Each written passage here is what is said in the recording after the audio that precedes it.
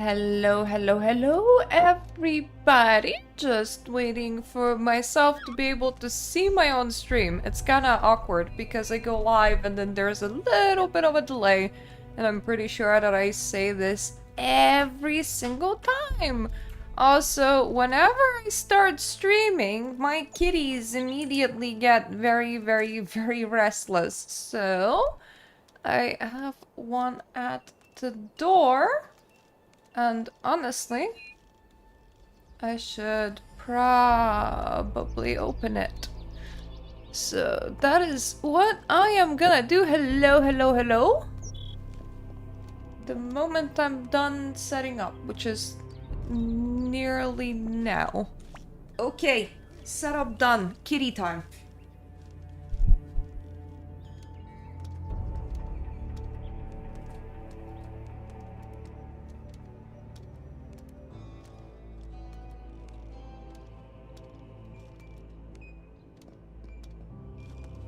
Okay.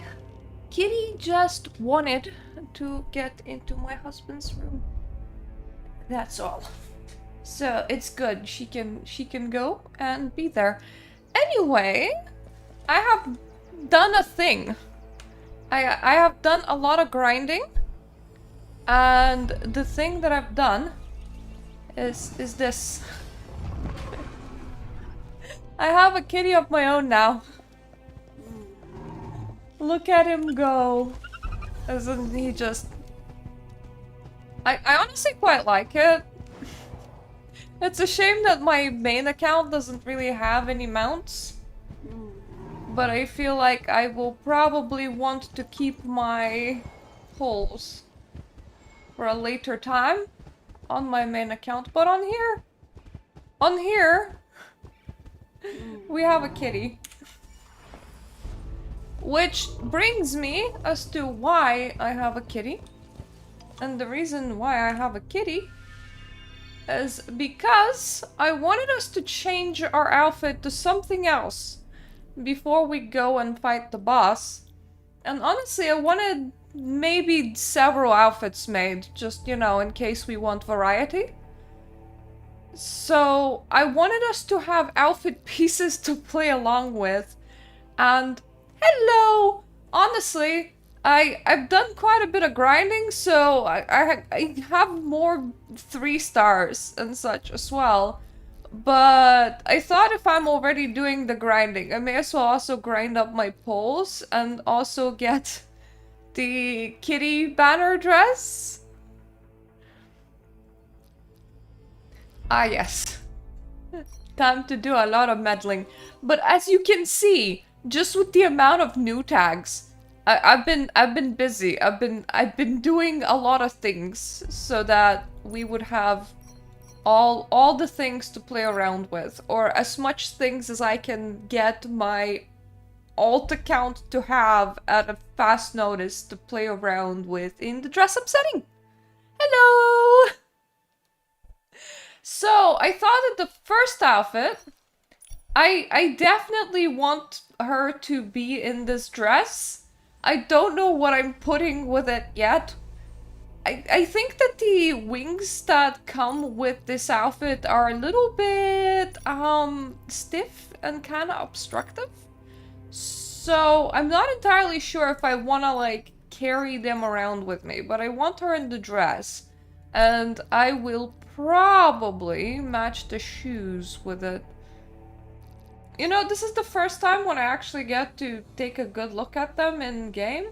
They still kind of remind me of Wishful Rosa shoes. I feel like the idea of them is very similar, but I think that that's just the KG platform that's doing it.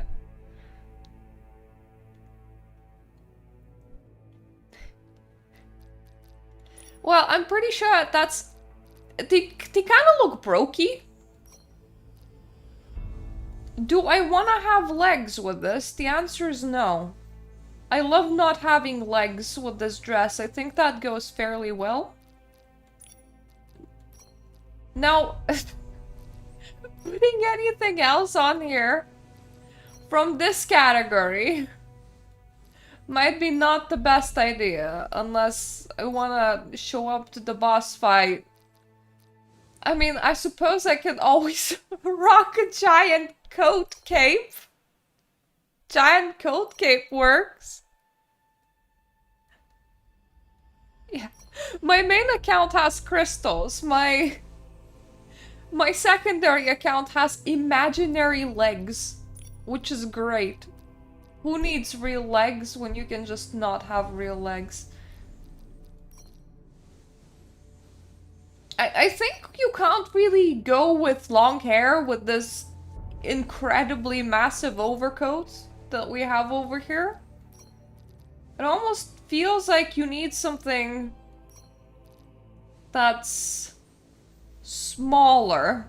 But I'm also not entirely sure how the smaller look like weight-wise.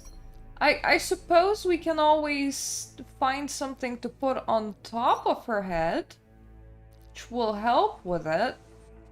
That's another thing. I noticed that the 4-star on this outfit, because I couldn't when I didn't have it, was incredibly winter-like, which is a very interesting vibe, considering that I woke up to my room being 29 degrees today, because the summer doesn't want to let up, and there's some chance that it actually won't let up until like November, which is just gonna be absolutely insane. So like, I'm hoping that it's gonna let up. It would be nice.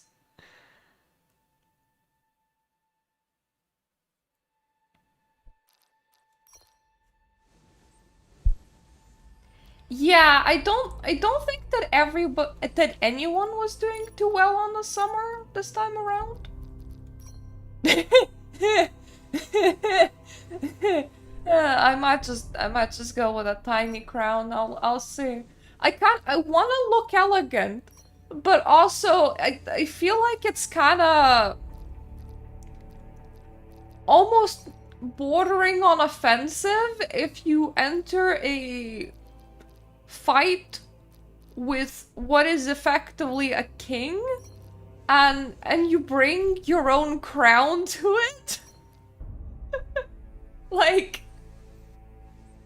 who's the king? I'm the king here.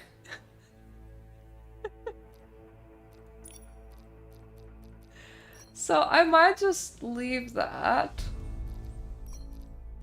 I don't have a lot of super impressive pieces, but I do have some. Like, you can put some accessories. Normally you want something that's a bit like heighty or very punchy, or yeah, something like this, I suppose. I kind of hate though how the dress clips through the coat. I don't think that we can fix that, probably. I'm just wondering, because I'm like, don't category, please don't scroll. I'm trying to figure out if I can just lapel my way around this. I don't even know what these are called. I'm calling them lapels. They're chest accessories. Nah, that's gonna be too clippy. We need to look like a king without invoking a massive super coat, I think. Unless we want our dress to kind of stab through it.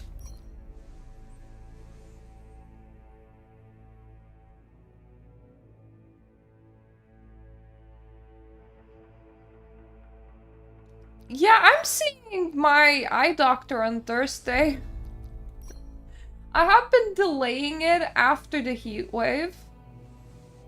Heat waves, multiple, after non-stop heat. But Mirta cannot see very well right now either. So it's, you know, it's okay. It's mostly distance viewing that I'm struggling with, but it's been getting bad. Like, I just go outside and I'm like, not entirely sure that my glasses still work. Well, they do, to an extent, just not the extent that I need in order to actually see.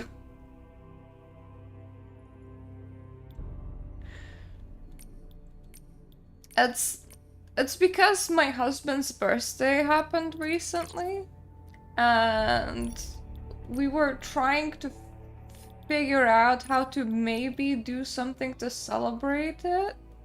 Like go to a movie, and I was like, we can multitask.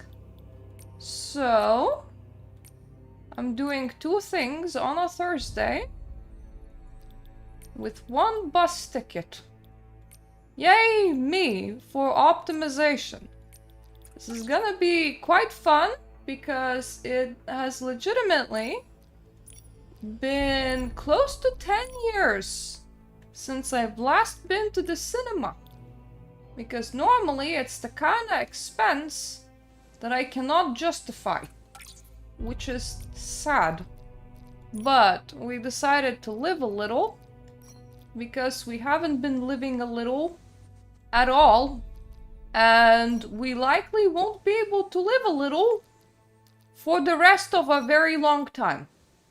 To which I immediately received critique of my family, going, "Why do you need to go to the cinema? That is so unnecessary, yo." So that's how life has been going.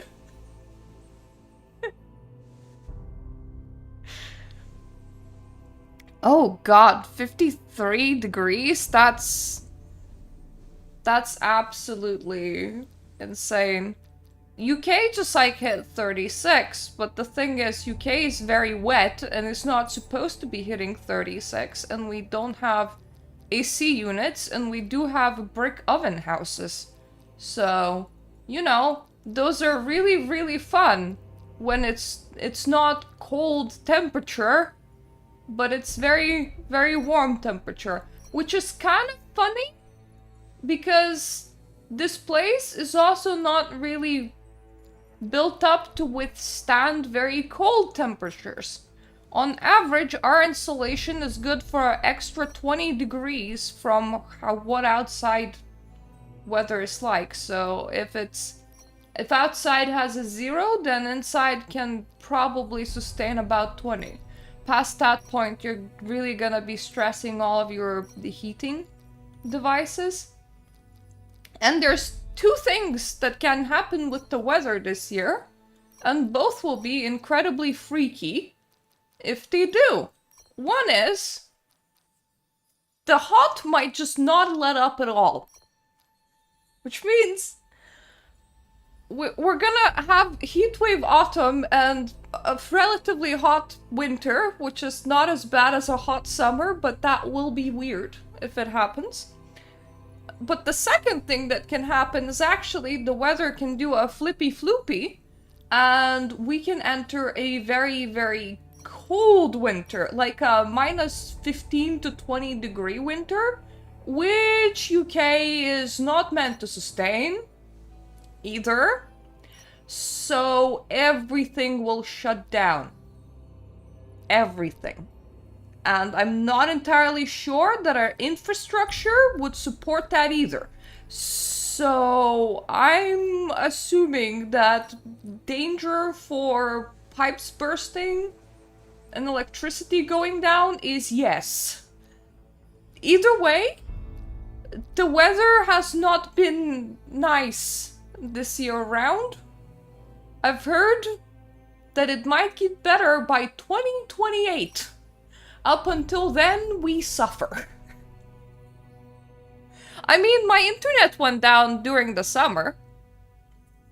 I had to get preparations done. It was a funny bit. It got so hot that the asphalt above the internet underground lines kind of damaged them. So, internet line sorta did the melty bit, which means that my internet provider spent like a whole week excavating the street and putting new lines in. So, good news, the last time the internet had to be replaced before that point was like 20 years ago, so yay, new lines. Hopefully they can last a while. But Also, that scared me, and my phone operator was incredibly hard to near impossible to reach, so I changed my phone provider during that time. And now I pay more for my phone, but I technically have unlimited. It says that it's unlimited 5G, but most of the time my phone can only get 4G signal, so unlimited internet that way. So I won't be left without internet. Without electricity, maybe. Hopefully not, because that has happened during a flood like a couple of years ago, and that wasn't fun.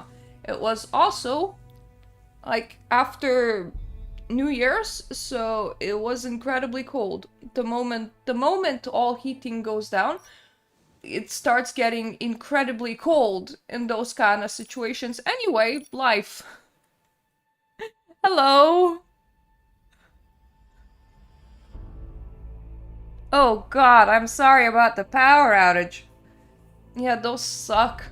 They suck a bit less in summer than they do in winter, but they still really, really, really suck.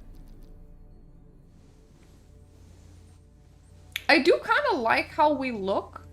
I feel like maybe she needs a couple more accessories, but one thing that I do want to do is I want to slap some like proper makeup on here. So let's start from the base of something, and then let's plan around that.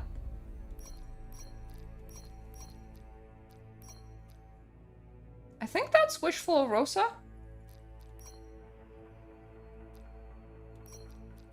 Maybe we should actually do it one by one, because like, I'm not quite getting what I want out of here. Wishful Rosa would look alright. Golden is kind of the wrong color tone. I think that one's a bit too extreme. I'm glad that I have it, but it just feels a bit too extreme. So it's between Wishful Rosa and Sea of Stars makeup. I think I'll just go with Wishful Rosa because she has these kind of little bits on the side. I quite like them.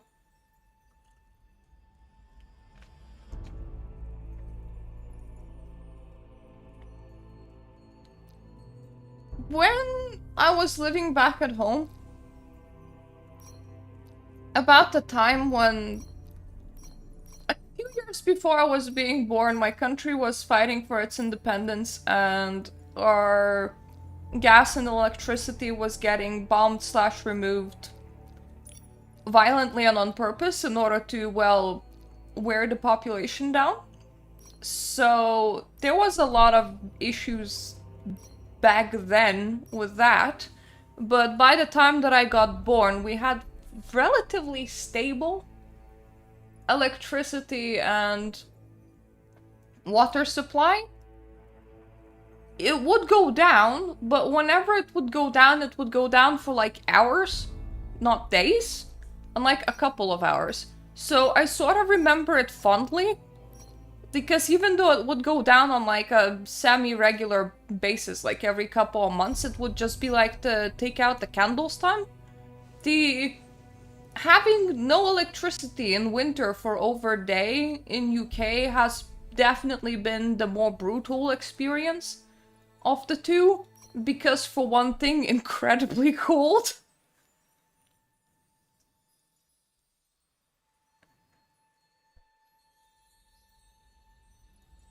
Oh, it's because it's my alt account. I don't even have Timeless Melody in here. This is the account that I do story with everybody with. Also, this account's name is This Is Stupid because I made her during 1.5. So, nice to meet you. This is stupid. I could have also been like, I'm with stupid, but I was very angry when I was making this account, and then I actually ended up using it long term.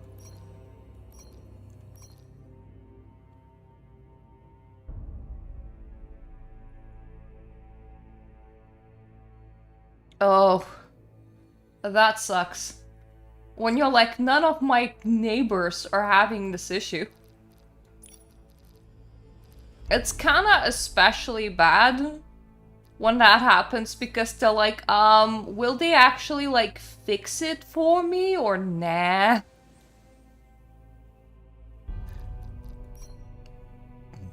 I'm getting to a point where I'm like nearly satisfied with this outfit, but I'm not entirely sure which hair color to bring.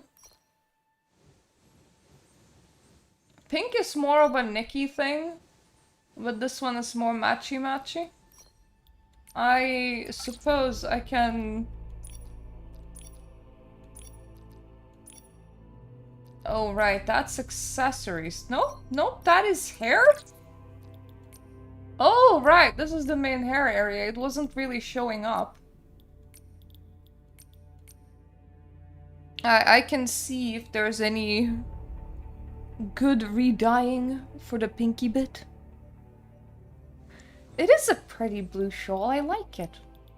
I forgot where I got it, but it's actually kinda good. This is the second time that it's coming into play, I would say. This is pink, but with like a cooler tone. Because I also actually found myself taking it out on my main account when I wanted to pizzazz an outfit a little bit. So the fact that I'm finding a use for it makes it a good shawl.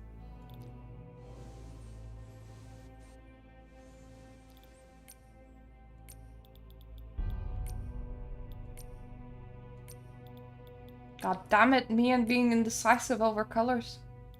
What if it's pink, but just tiny bit? This feels like a bit of a cooler tone. I don't think that she needs to be overloaded with accessories. Yeah, anything else that I could put on will be too much. If anything, underloading it might be a good idea, so let's try you like this. But the shawl and the hair are clipping together. So there's that. I don't think that it's too bad. I could get an aggressive handheld for myself. What do I have when it comes to aggressive handhelds? Ah, yes! Let me come in with a trophy cup!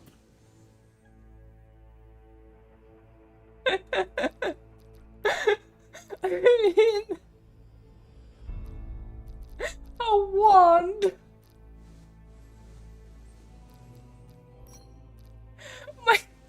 My poor sword collection on this account. It's like a teeny tiny, tweeny little toy sword.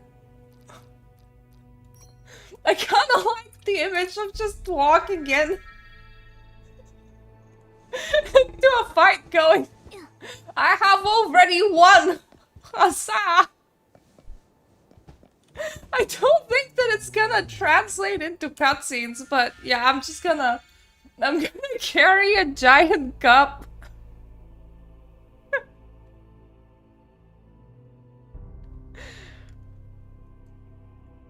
I really do like this dress. Yes. Just this amount of coffee. Like, I don't know, it kind of looks like a whole liter might fill in there. I want to have like a second bit more simplistic look that we can switch into. Just, you know, in case we want something else. I want this one to look a little bit less pizzazzy and a little bit more sporty. Which is funny because I'm looking at dresses still. I think a lot of her dresses are still the kind of things that you can move in. I really love this banner, honestly. I'm kind of regretting not having it on my main. I suppose I'm gonna have to get satisfied by having it on my alt. And then when it reruns in like several years, I'm gonna just catch it for my main because that's like a 4-star and it looks like a 5-star.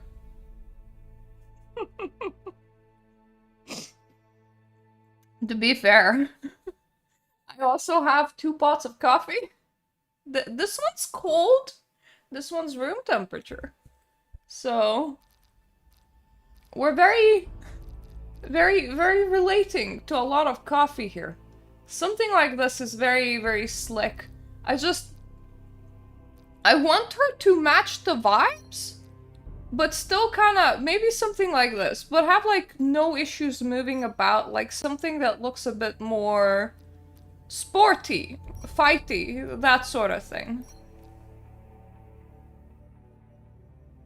I like the idea of this top. I think that I got it from this patch cycle. But also it makes you look a tiny bit homeless, and I'm not entirely sure I'm digging that. With this one, it's the neck bit that's doing it for me, because it's kind of golden, which is a bit weird. I have gotten myself a lot of clothes bits. Like, a lot of clothes bits. Mirta has been grinding. Because I thought, if we wanna, like, properly dress up, then we wanna have things to dress up with. The only issue with going with tops and bottoms is that it's kinda hard in this game. There aren't really a lot of tops and bottoms. At the very least, tops and bottoms that look sort of pizzazzy. You will have a lot of, like, very simplistic but not very useful ones, like Barbie shorts. But if you wanna go for a top and bottom and look cool, then your options are very limited. It's something that I already raised as an issue in several of my videos. Like, 4-star pants practically do not exist. We're not coming in with a bug-catching outfit. That would be weird. This one fits coloration-wise, but not vibe-wise. I really like this kind of skirt, but I can't imagine that moving in it would be super easy. I also really like this kind of skirt, but I can't imagine that moving in it would be super easy.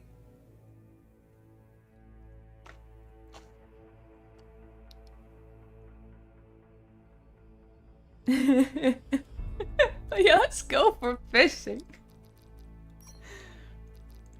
I mean, we could. The thing is, fishing pants go up, like, really high.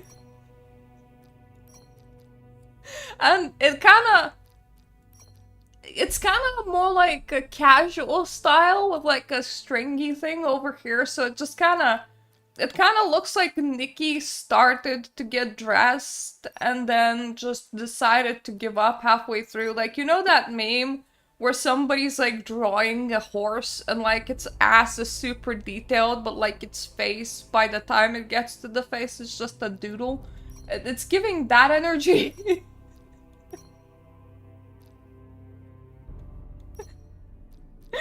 I asked how to look cool while doing a boss thing. How about the fishing outfit? I mean, the fishing outfit's attribute is indeed cool. It carried us through quite a bit of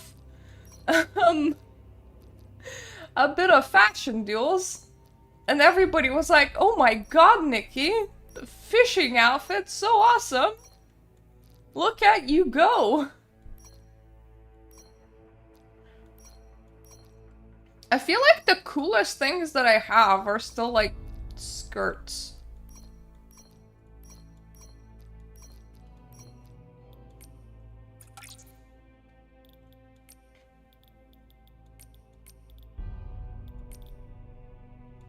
Can I make the fishing pant look more on topic? It's just the fact that it's so high-waisted, though. It makes it look a bit diapery. This one comes pre-dyed in cool colors, at least. But like, at least the fishing outfit carries a little bit of pizzazz. Like, you can see why these pants would come off as cool. This is just like, I went out of a strip mall and decided that it's battle time. Pretty sure that these are the pants that actually came with the outfit, but I like to do the matchy-matchy thing, where you put two unrelated things together. That is very beachwear.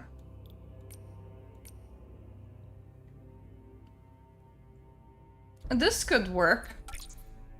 It is a pretty cool pair of pants. I just need to maybe see if I can find the right color for it. I don't have the palette, but we may as well preview it.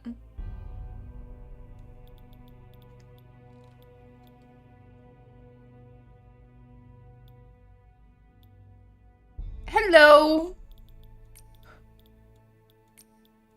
The game likes to go for incredibly specific clothes. For some reason. Which means that sometimes getting the not very specific clothes is kind of a lot harder. Like, for example, I could wear not sock underneath the pant. But you see what I mean? When I say incredibly specific, like, not sock feels like a very specific type of outfit. Ooh, not shoes. I could scare everybody by walking in on not shoes.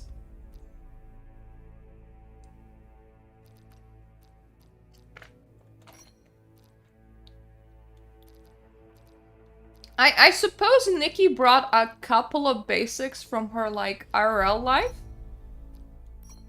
And then the moment she was in the fantasy world, she was like, let me hunt down the weirdest looking shit possible, which I can't really fault her for that. I probably would too.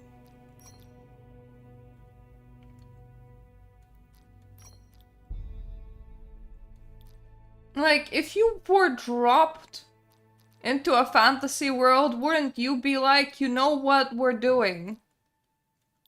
We're getting water dress and invisi socks. That's what we're doing. You probably wouldn't be like, yeah, where are my jeans at?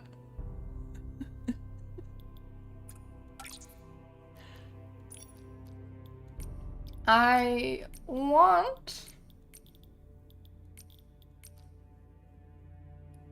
something that's a bit more matchy-matchy. I think that's about as matchy-matchy as I can do.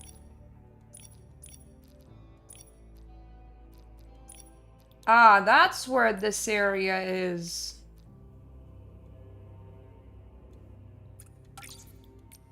Yeah!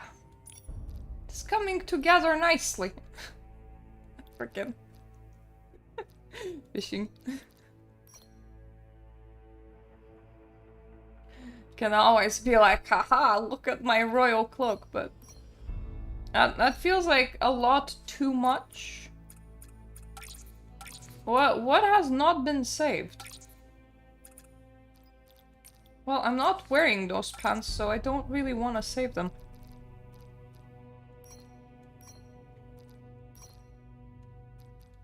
It's like, I don't want her to look uncool in her more active wear. But I also don't want to pizzazz this one outside of the realm of all believability. Because that would defeat the purpose of this outfit. We don't need sock. We can let that We can let those shoes chafe a little bit. In reality, I tend to wear socks pretty rarely. So it's fine. No socks won't kill us.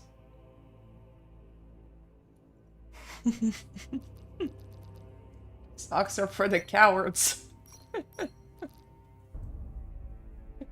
Real women let their boots chafe them instead. To be fair, if you wear them in fairly well, then they don't.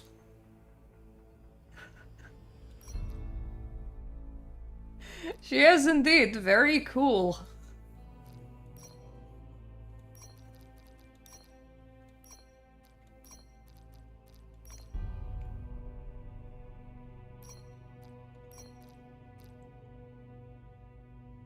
Kinda like something like this. Because this kind of feels both still Nikki, which is very bright Barbie-like hair color, but also like you would wear that to be active. Ah yes, just like let me throw in my casual Valkyrie mask before going in.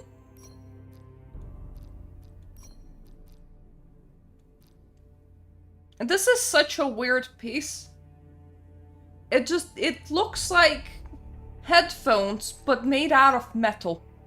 I have to assume that Nikki just really missed home or something. And so she was like, you know what? Modern headphones. Ah yes. The bunny ears.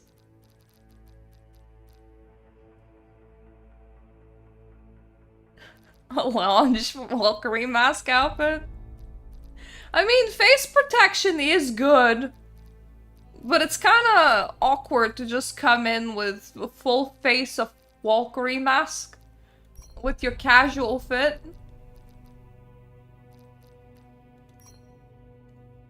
I suppose less awkward than bringing in a top hat. Or a maid outfit.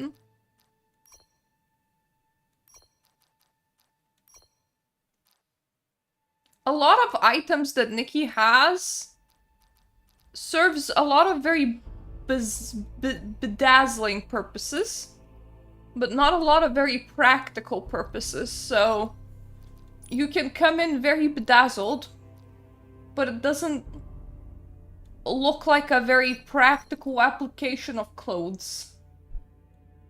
So if you know, if you're gonna fight somebody, I'm not entirely sure how bedazzly would you go. Ooh, these ones are good. They go very nicely with this haircut, so it's like, it's a bedazzle, but it's not like,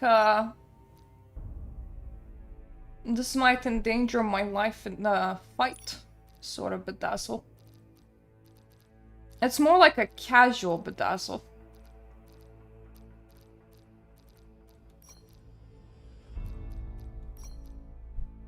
I do like that if I'm staying in this closet screen for too long, the music gives up on me. It's like, you don't need a soundtrack, you're good.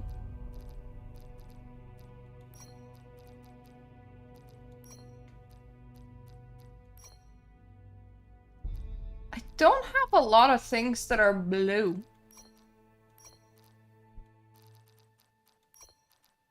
And a lot of non-blue things kind of look like I'm going for a mall Barbie look. And some of the blue things don't look expensive.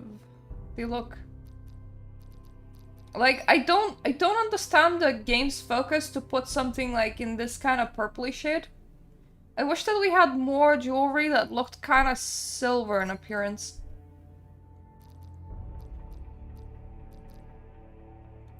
I really like this shape. It's not the right color though.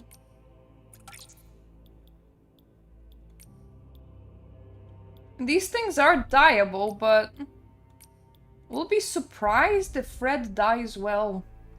Red tends to be a very strong color. It actually doesn't dye too bad. Mind you, this is once again giving the wrong shade of blue again, where it's less silvery and more plasticky. Their crowns have the exact same problem, in my opinion. Oftentimes they don't look very crown-like. They look very, like, too shiny. Too yellow to be gold. And that really, like, throws me off. I tend to, like, correct it with dyeing myself to make it look more worn or more metally.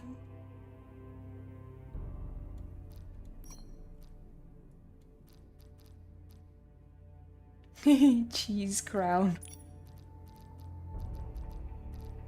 I don't think I have like a proper crown example on this account, but it's like it doesn't give you metal, it gives you plastic, and I hate that. I'm trying to make a couple of outfits for going into the boss fight. So I'm just gonna throw in a save. We have one that's very bedazzled. And I want one that's more of a active wear, I would say. So we still want to look cool, but we want to look like we're gonna kick some ass and not just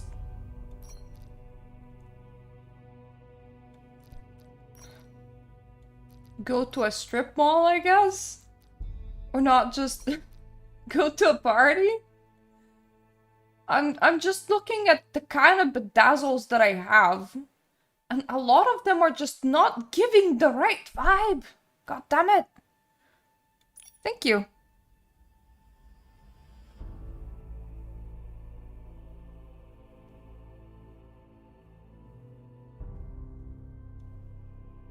I mean, it's more suitable for activewear than her bedazzled dress.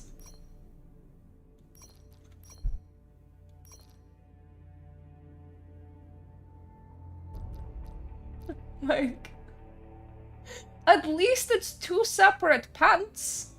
And to be fair, she is on heels, so it would make it hard.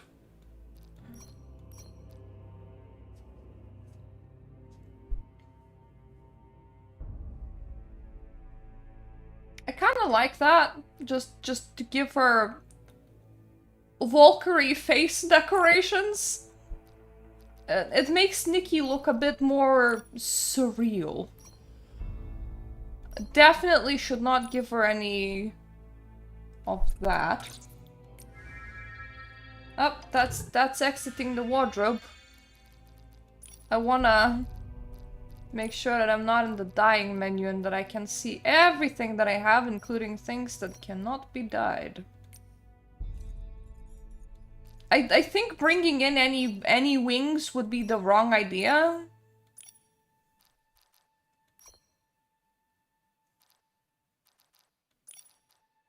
As they're definitely quite, you know, sizable.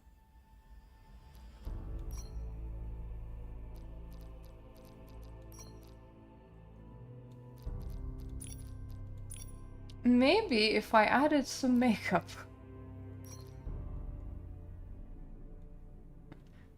No, I can probably make this work, probably.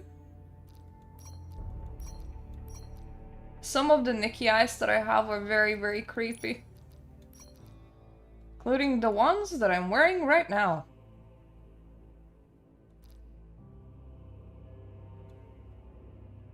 The shoes are probably wrong.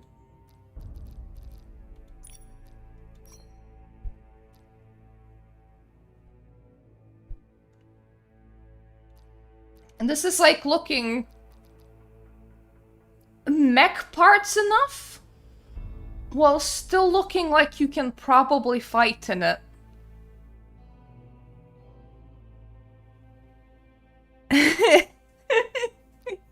I just like, let me just find my ball gown, it's fine.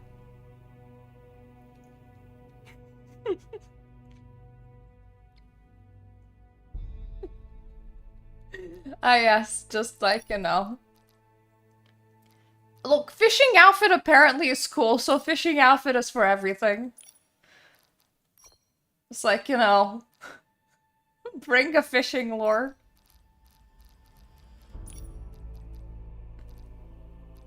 What kind of shoes do you have, my dear Nikki?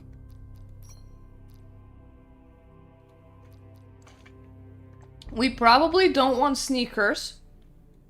Probably. I mean, platforms are really cool.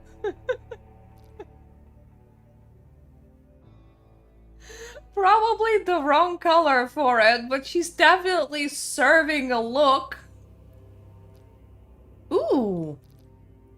Unfortunately, these ones can't be dyed.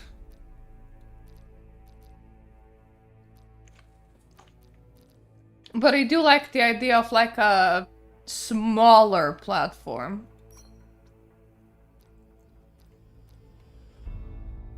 These are very like explorer shoes. A lot of these shoes are cool, but they can't be dyed, god damn it. Those are uniform shoes. I don't quite want her in like a sharp heel.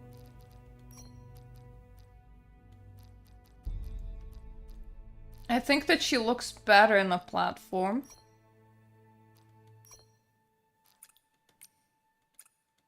What can I do with you, my shoe? Can I do something cool? I hate that I can't, like, lighten it properly. I can if I do a pink. But there isn't really a way to lighten it into... Oh, that's not bad. Into blue is what I was trying to say. And neon greens won't do.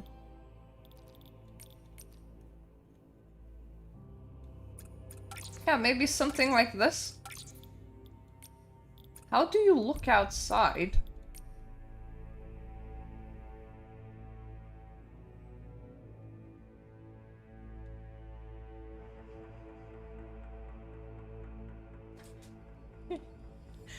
I feel like we're still missing something. But we do look very battle ready like this.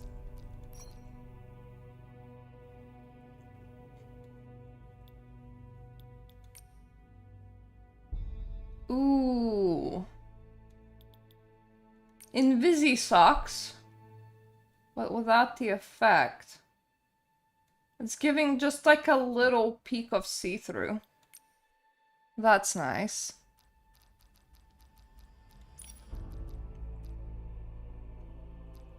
I wish that we had a belt category, honestly. Kind of wanna hang something on her midriff. I'm like, looks like you have space there, Nikki. We could do a bracelet, but we're already wearing quite heavy arms.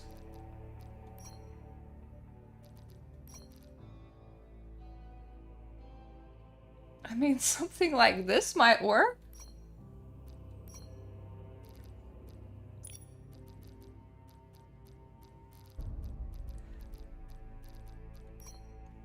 I think that the lowest hanging things that I have are like this key. Which honestly doesn't look too bad.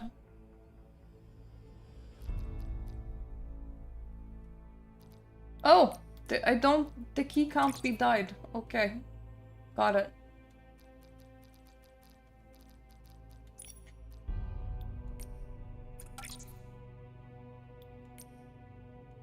Can always try a different hair color.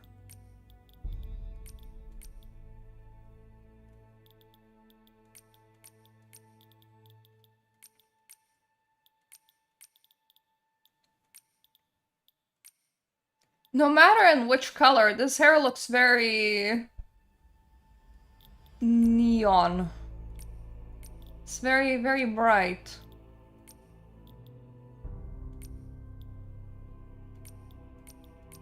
I do really like the pinks that they're giving us because they tend to be like cool pinks instead of hot pinks, but also having something like that might make her face look a little bit dirty. I suppose something like this is not too bad. They don't just need to enable dyeing for more pieces, they need to let us have more dyeing options across the board in general.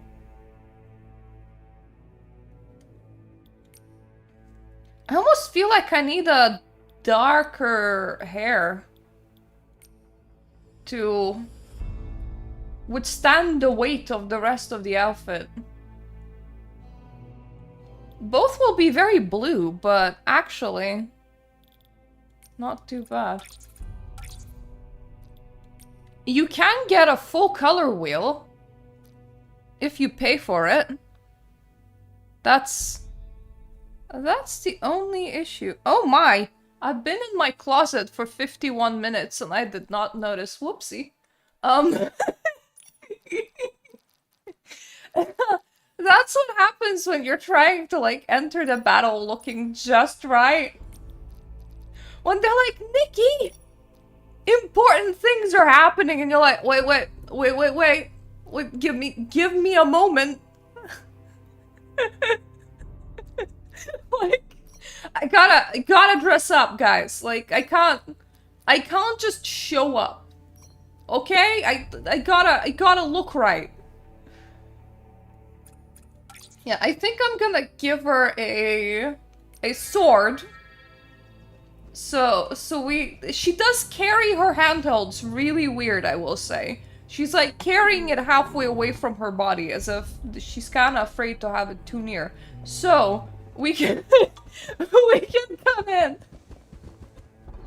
carrying our cup, or we can do this look. I kind of want to take a picture, and I think I will once I'm closer. Well, on the mount, because this is definitely an attire and a half to ride into battle with. I approve.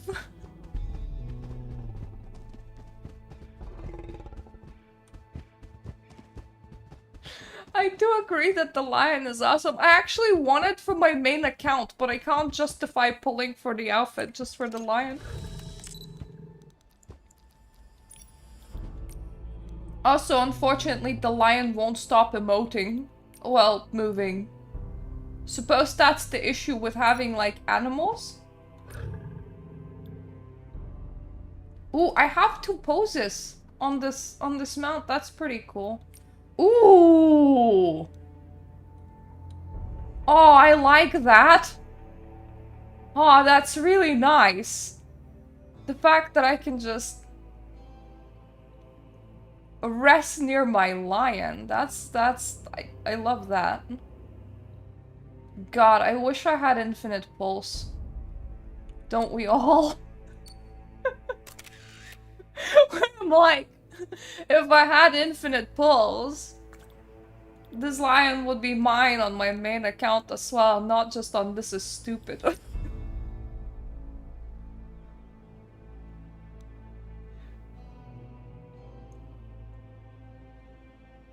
I like that we're trying to look all romantic while dressed like this.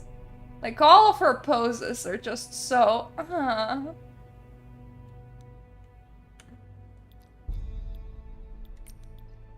It is a shame that the lion only gets two poses. I can stare at my hands. I wish that I could recolor the lion.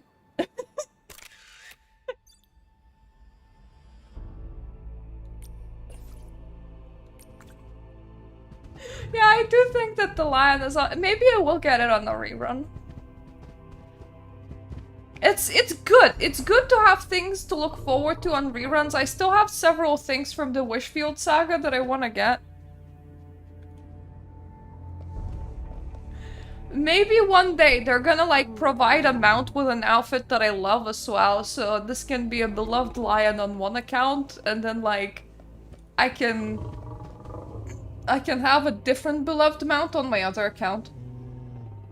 For one thing, on my main, I have the behemoth from the Red Riding Hood, and I kinda love actually like summoning it in for battles. I kinda got used to my behemoth buddy just kinda existing. But I can't really use my behemoth buddy as a mount, unfortunately. I want the second evolution of cat outfit. I do want the fairy outfit from 1.0, but the last time she reran, Tide of Tears ran, so I didn't get her. And I also want Ghost Bride from 1.11. Also, I want a 4-star that's just kind of a shepherdess, but she has these kind of like nice ram horns. I want that. Why is no one here? Did you expect a welcome brigade on the back entrance, Nikki? Moving behind that door. What do we do?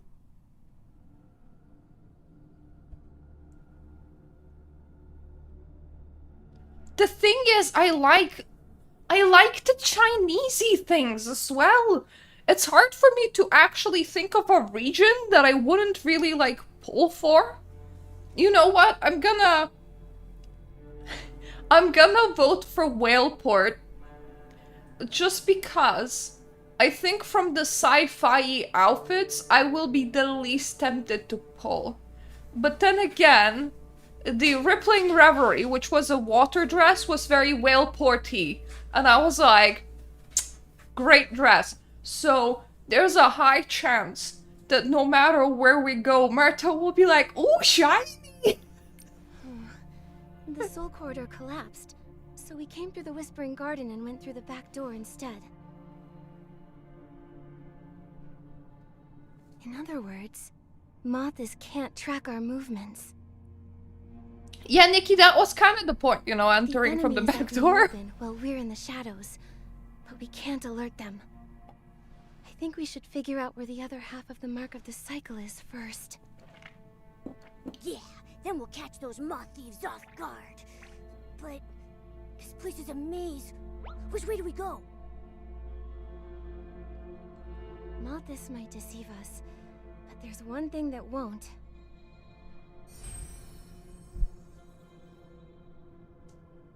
Found it! The other half of the Mark of the Cycle is deep inside the Golden Court. The thing is, Momo says that this place is a maze. Titan Kings lived. But, Too shabby. Momo, this... did you forget? There's only ever been one Titan King. This place has a lot of windows and not a lot of doors. Momo, unless we want to exit through a window, where do you think we're gonna go?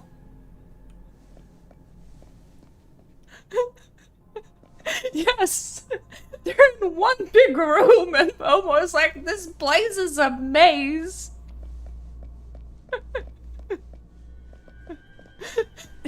Maybe it's because these things are like in square pattern, and you know how cats like to sit in boxes, so Momo is like, oh, squares everywhere. I will say one thing, I love how shiny the floors are in here.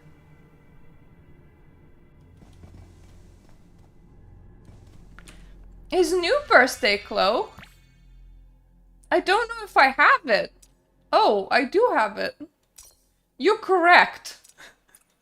We can switch him on to this. It's the shinier one. I'm gonna take a picture to memorialize. Yes, the floors, because they're very shiny. It is Poses? when she holds her handheld with both hands are so interesting. Because effectively you're just kind of selecting slight body language and an expression. Meaningfully staring into the distance. Would you like my trophy coffee, sir? Darn it, I've searched the whole place and still haven't found her. It is indeed in my cup. My shadow is in my Sure cup. that girl entered the Golden Court? Why would I lie? Archeon saw it when he was patrolling. The intruder slipped in and then she vanished. You've been to the main gate, the corridors, and the side halls. Does the Golden Court have secret passages or something? Have you checked the back door? Talking about us? Could be. We've got to figure out what's going on here. They'll tighten up security the longer they can't find us.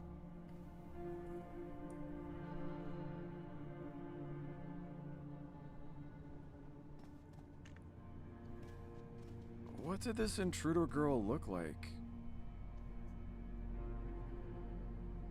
Let me think. I heard she was tall and, blonde, wearing some weird outfit. I know that they're describing Wilhelm, Yeah, with goggles on her head, right? but technically it can describe Nikki too, because Nikki can look like Seems the whatever mark of she the cycle wants. is pointing toward this path. Most of the time, Don't be afraid, Momo. Stay close to me. when they're like referring to the pink-haired girl, they're talking about Nikki, but technically as a player you can be wearing whatever, so technically whatever's correct. And that's... The drought has persisted and homelessness, oh no, anyway, those history records very interesting, we can Prepare continue for going. me? I just need to wait here for him to return, right?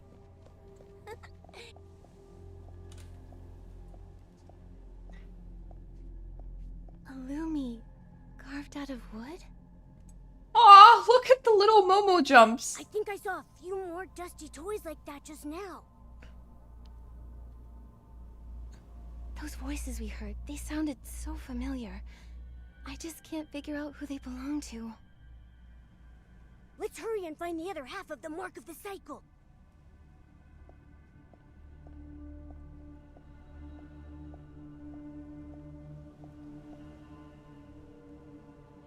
Oh no, we're being haunted by little toys.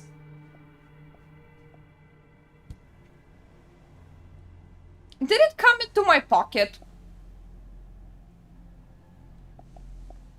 Hello!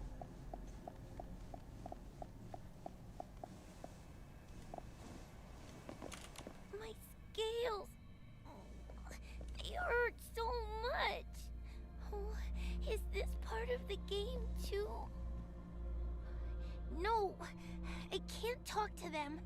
That's the only way I can help him.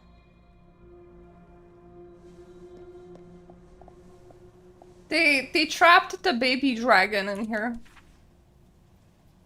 It is kind of weird because I am not entirely sure that the baby dragon ever had a body, question mark. The story in Infinity Nikki gets very, very confusing. Her soul was obviously at some point trapped over here, but like, I'm so confused. I don't know how I should record this. We actually managed to imprison the dragon-shaped god within the Golden Court. A long time has passed since the first soul transfer experiment. Now we have truly stolen the mark of the cycle and achieved the rebirth of Titan King Asna. Actually, perhaps she should be called Titan King Almis now. Princess Almis, who was nearly the same age as me, willingly became the vessel for her mother. Regarding the god of reincarnation, I have only read their name previously in the Titan's text. Icarus, the guardian of reincarnation, the guide of life and death. This is a massive dragon. They descended silently upon the Golden Court, gazing at Asna's aged face and demanding that she return the mark of the cycle, which was originally a divine authority belonging to the gods. Yet all of this was a carefully premeditated trap. Asna, the blue eyes, sheep. Every single one of us was part of it. I kept telling myself that this was necessary. Only by doing this can we escape divine punishment and break free from our fate of premature decay. But when that dragon was truly imprisoned within the Golden Court, I saw their eyes. There was no fury, nor was there any resentment, but only a profound, deep exhaustion. I stood behind the crowd, listening to Asna pronounce the subjugation of the evil dragon, listening to the Titans cheer, and watching Pioneer become so emotional he was nearly moved to tears, his eyes completely fixed upon the figure of the Titan King. After Solar Eclipse died, he had been living like a wandering soul. But not long ago, seemingly because of a casual word of comfort from Titan King Asna, you survived because you're stronger, do not let those weak hesitations slow your steps. He seemed to turn into a different person, becoming increasingly stubborn and fanatical. Neither Black Sheep nor Blue Eyes was in the crowd. I found him in the Whispering Garden at the rear of the Golden Court. Blue Eyes was handing Black Sheep a bouquet of white flowers from Elderwood Forest, symbolizing purity and tranquility. Black Sheep kept her head lowered, remaining silent. I ought to write about today, write about this event, write about the choices the 9 of us have made and the companions we have lost from the very start of our journey until now, how we managed to make it to this point, yet I can only remember that I too once picked a bouquet of opal souls wishing to give it to someone. I can only remember that the true Almas always loved to take strolls in the Whispering Garden. I would show her the poems I wrote, and she once asked me if she would become a ruler as great as her mother in the future, whether she would appear in my poems. I haven't had the chance to show her my newly written poem yet. I haven't had the chance to give her the bouquet of flowers to her. Back. The people cry out the name of Almas, the new king offered to the throne after the heroes wrestled with fate. And the spear held fast in the new king's hand has finally pierced the heart high above the heavens for mortal men. The dragon-shaped god lowers their head as deathless gold pours from between their scales. And so the heroes speak. This is the unquenchable fire, the everlasting dawn of heaven's reach, the sun that drives away old age and death. Glory illuminates the entire Golden Court, making even desire gleam and shine. Yet in the garden where the flowers bloom, a young girl quietly dies. Her name will be written into the lineage of kings, but her soul will vanish from this world.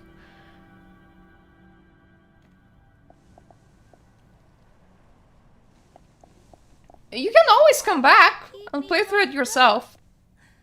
I haven't seen the sun in so long.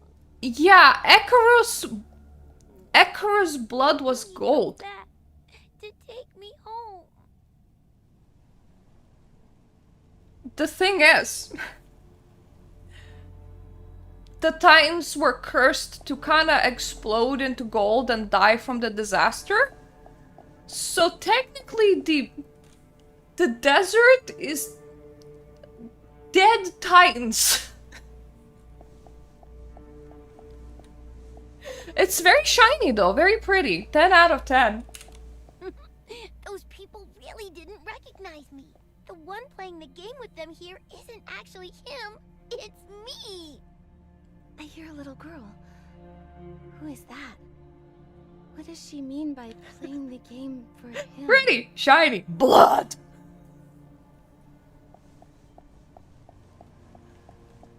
Shiny. The one in the mirror. Why is she covered in wounds? Why is she always crying? It's not me! It's not me! Don't look at me! So, this is quite an interesting thing. Because, first, both Icarus and the tiny baby dragon got trapped here. In the Golden Court here. At some point, it seems to be that there was a body swap between Icarus and the baby dragon, so potentially they share a body, and potentially Icarus died because it's time for the god of reincarnation to reincarnate, and the baby dragon took its place. The Saintess, if you remember, the outfit that showed her in the goddess form was born flawless. And the goddess human form of Saintess was very, very, very scarred. But the thing is, she's not the only one dealing with scars in this place. Because the 9 over time started to rot, and some of them got PTSD, so I'm not entirely sure that this voice line is from her. Even though I'm pretty sure that... Yeah, I would guess that that voice line was from one of the 9. But also, because the terribly wounded Echora's body, that appearance transferred over to any splits or reincarnations of the god, like the Saintess.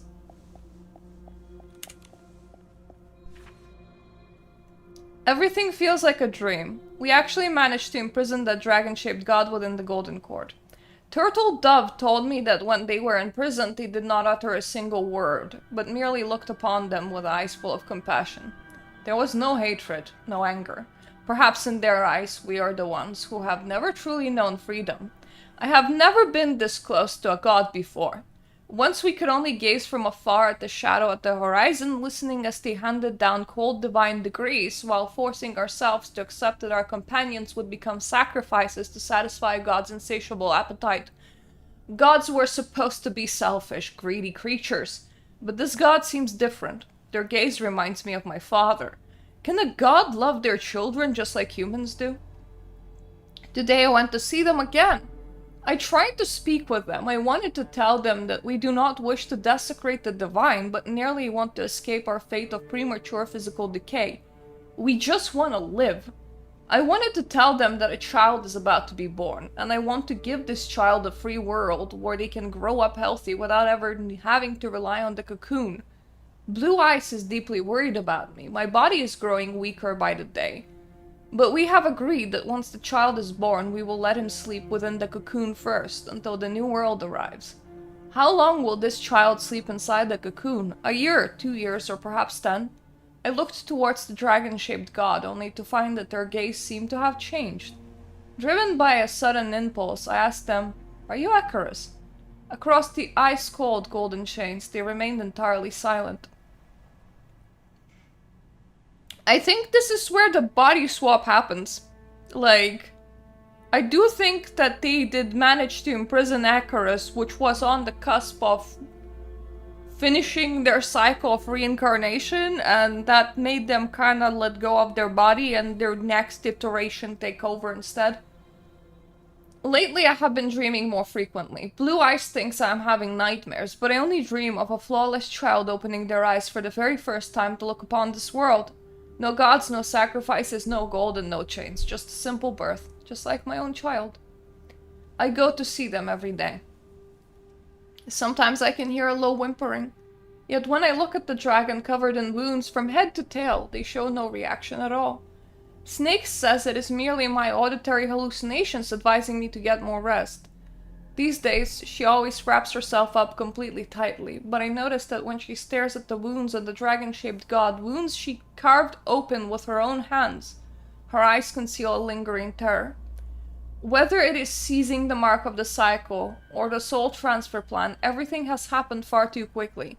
Perhaps I was so drowned in the joy of achieving results that I overlooked something of utmost importance. Suddenly I dare not think about it any further. Are we truly rebelling against destiny? Or are we forcing another kind of destiny upon someone else? We cannot side with the very gods that used to oppress us. I must talk to Blue Eyes. Yeah. It probably is. Angert was white sheep, right? Or was he black sheep? His mother was black sheep. That's probably her note. But they did mention that one person that keeps on covering themselves up. I think that was their voice line. The one that keeps on covering up. I don't know if this is gonna lead directly into the fight, so if it does, I'm just gonna switch into my fighting attire. We were just the gods' playthings, yet we stole that supreme spark.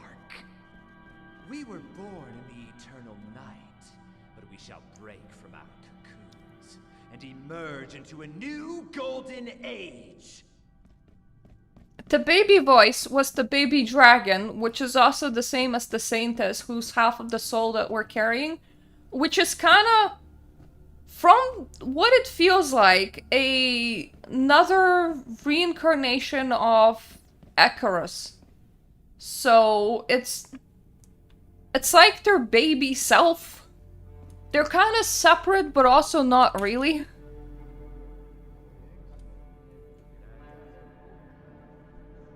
Hello, sorry to intrude.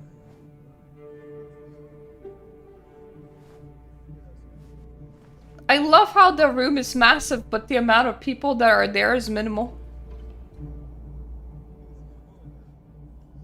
The ones with the scars are the 9, because they were mostly using effectively cryo-freezing chambers to keep themselves from dying.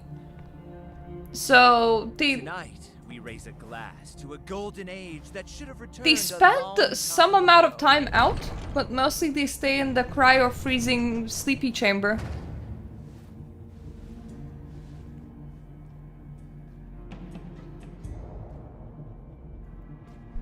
I feel like there might be some bottomless pits.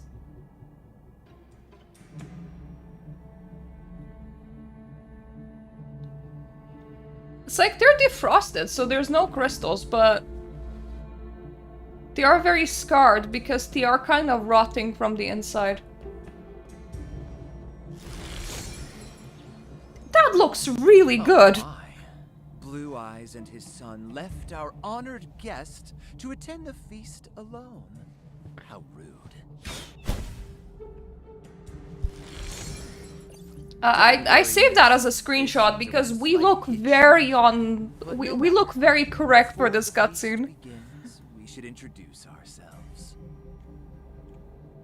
From the moment we turned our backs on destiny 1,000 years ago, we gave ourselves new names to symbolize rebirth. My name is Pioneer.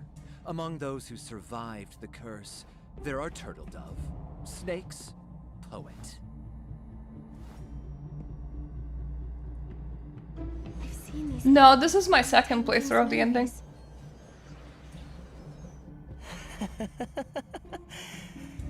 Such a sweet and pure soul. Unfortunately, 2 of our friends couldn't make it. But you've already met them, haven't you?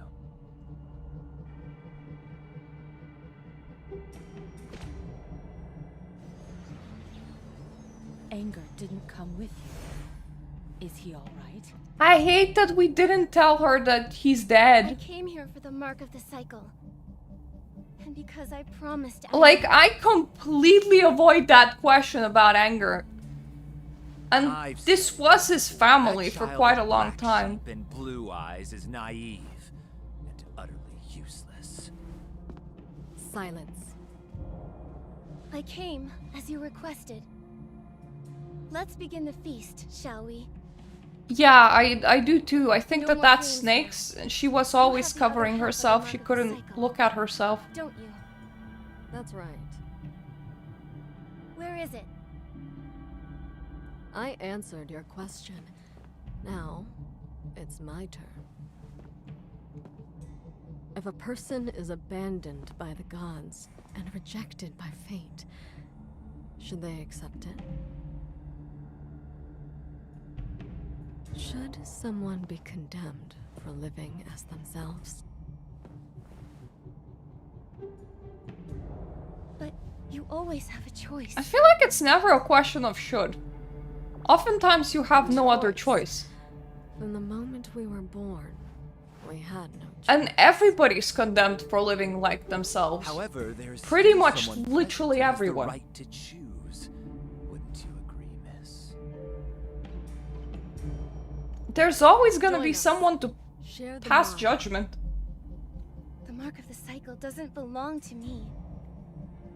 It doesn't belong to you either. I love how cool we look. I ask again.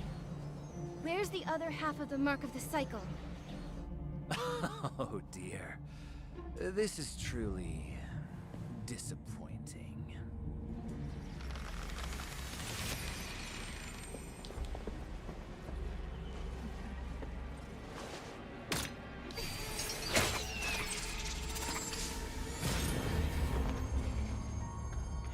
What you were looking for is right here. Yeah, I feel like I nailed it with the active outfit. Behold our king! The Titan King? How can that be? The mark is still...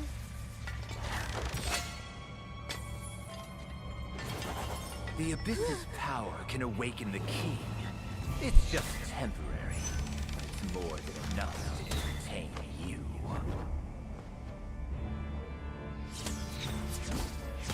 I have heard somebody mentioning that the prophecy tablet that they originally brought to the Titan King was actually given by the Abyss. And the Abyss is the people that...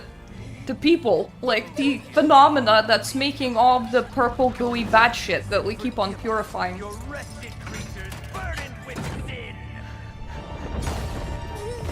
Oh dear, I almost forgot. Well, it's my active Titan fighting outfit. Golden death knell, sweet omen. You shall bear witness to how a few poor Well, it keeps on being referred to as a lord, sees everything back. so I have to assume that it is a person of some sort.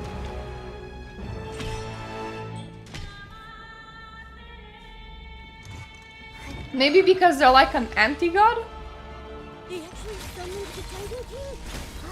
Wait, Eh, no! Don't hit me! I have practically no health. Oh no.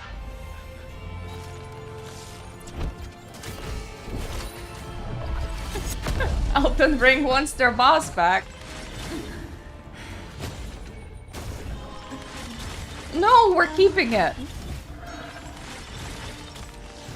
Honestly, I will say the design is very Dark Souls-y. But in general, the whole fight is actually quite easy peasy. Which in my opinion is good, because I don't really want my Nikki games to be hard, they just need to be visually stunning. Ah! God, don't hit me. Please. I have some things in my... There we go.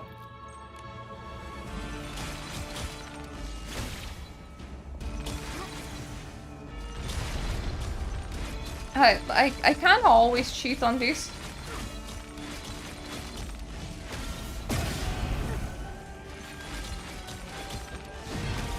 Can I?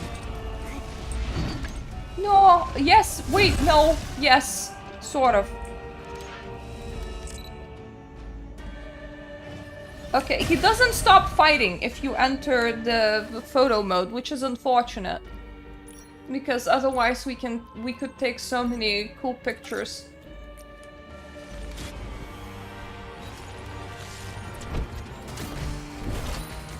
He's already there. I've done it on my main account, and I actually could use my fighting companion in the story battle, but couldn't in the Sea of Stars fight. It's you. The other half of the mark of the cycle. I was grinding for my lion outfit on my secondary account last few days, and I had to go back to Wishfield. And the vibes clash so much. I mean, Asna is a woman, but it's...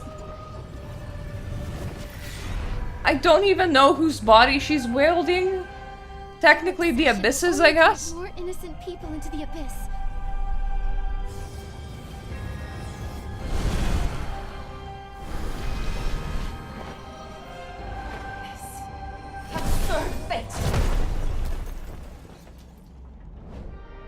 And whenever Asna would get revived through soul transfer, I'll once again challenge we did them all. learn that she would look like the person whom she transferred into. For the Titans. That honestly must be so disorientating to be Asuna the Titan King.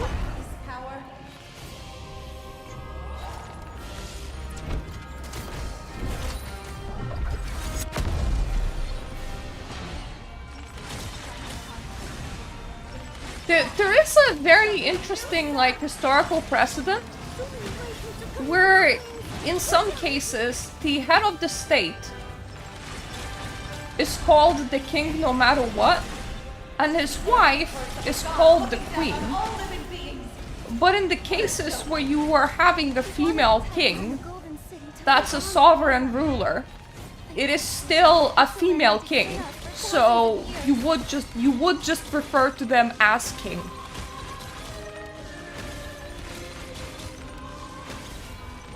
So I do like that the title is kind of just king. Though it is kind of hard for me because I don't really associate queen necessarily with like a female partner or was like a second in command. I normally just associate queen as like the feminine gender of the king. So in my opinion, sovereign queen, there's like nothing wrong with that statement. But it doesn't work in every society like that. It's kind of like how president is president. It's not like, here's what we call president and here's what we call president's wife. It's just president.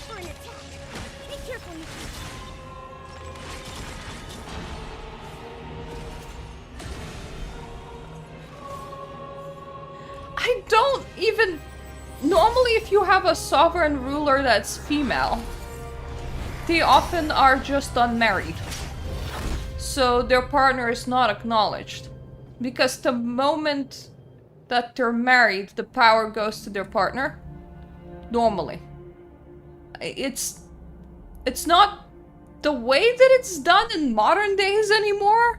So it's kind of a weird linguistic leftover. I did take pictures in here with my main account as well, because until you start the next story beat,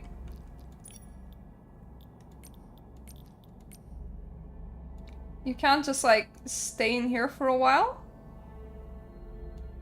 So you can take pickies with the king. The only issue is that Asuna the Titan King is currently not like standing up full height, so it's hard to compare. But if I remember, they posted the heights chart, and she's like 3 Nikkis tall.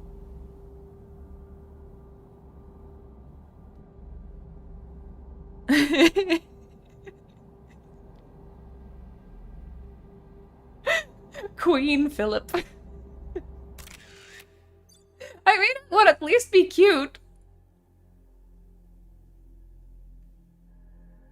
Not really. My other account has a lot more clothes. So... I tend to, like, pre-make them based on what I have. And I am quite attached to Timeless Melody hair, so I very not often wear any hair that isn't that. I gotta say, the Nikki that I brought here on my main account was definitely more like flashy and ball gown based effectively, even though I don't have a ball gown, but you know what I mean. It was like evening wear. While on my secondary account, I have a lot less clothes, so I'm like, utilize what I've got, babes. Oh, the game kinda took it away. I don't know why. I think it's because we're in the story instance.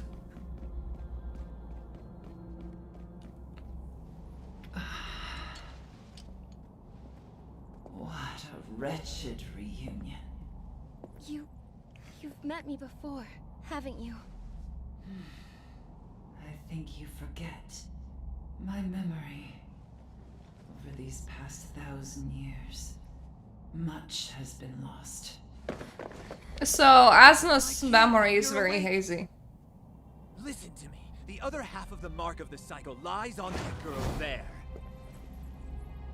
Reclaim it, and all pain will be undone. The great work that has slumbered for a millennium shall again see the light of day. Upon this land bereft of its gods, you shall become the new divine. Together we shall walk toward freedom. I do like that she just murders them all. I don't understand. It's like, no, the little girl wants fair and square. It's time for me to die. This means that the king is still the same. Aww. That kind of sounds like they believe that the king's soul is not corrupted.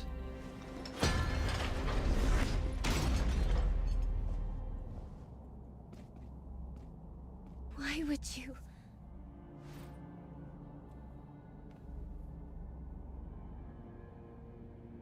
Should I call you the Titan King? Or Asna?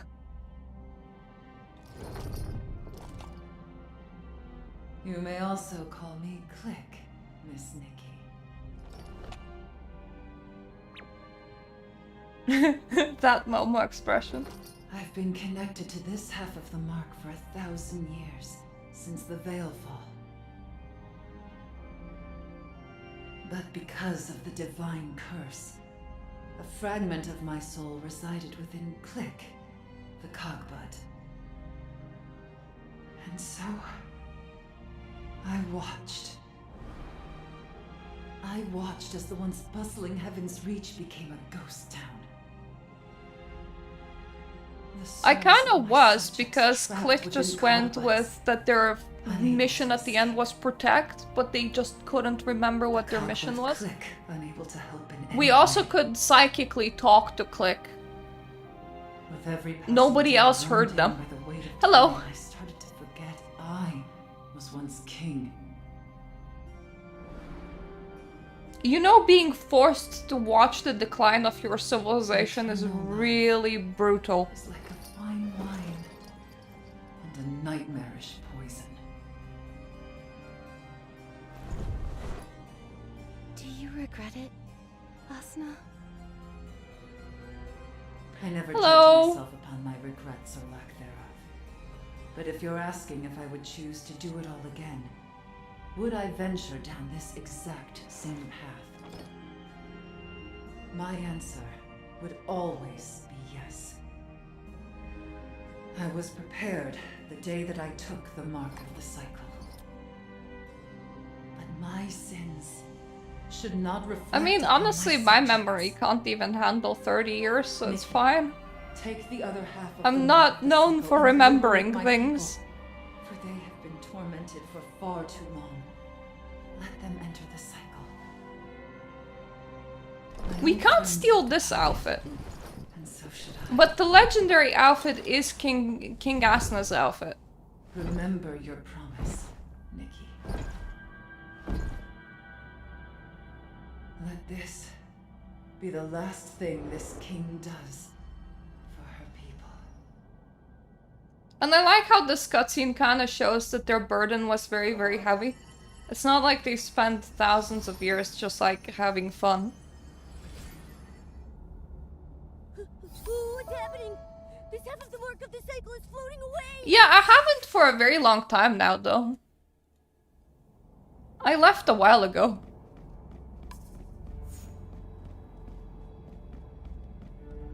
They gave me my sword back.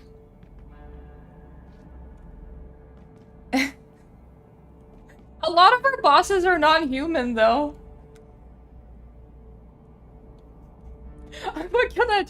I'm carrying the victory cup. It's fine. I do really like Titan King as a character as well. It's because they're evil for the story, but they're not cartoonishly evil. So, like, what they did made sense and had a purpose. Which is kind of like how real life works. People don't tend to just do things for whatever. They tend to have a deep reason for doing things. So while technically the Titan King is on the wrong side, it kind of portrays a, you know, very layered person. Which actually confused a lot of people. They're like, so, am I supposed to, like, not believe that they're the bad guy? Are they, like, supposed to be redeemed? And it's like, no. They are still the bad guy. They killed the god of reincarnation.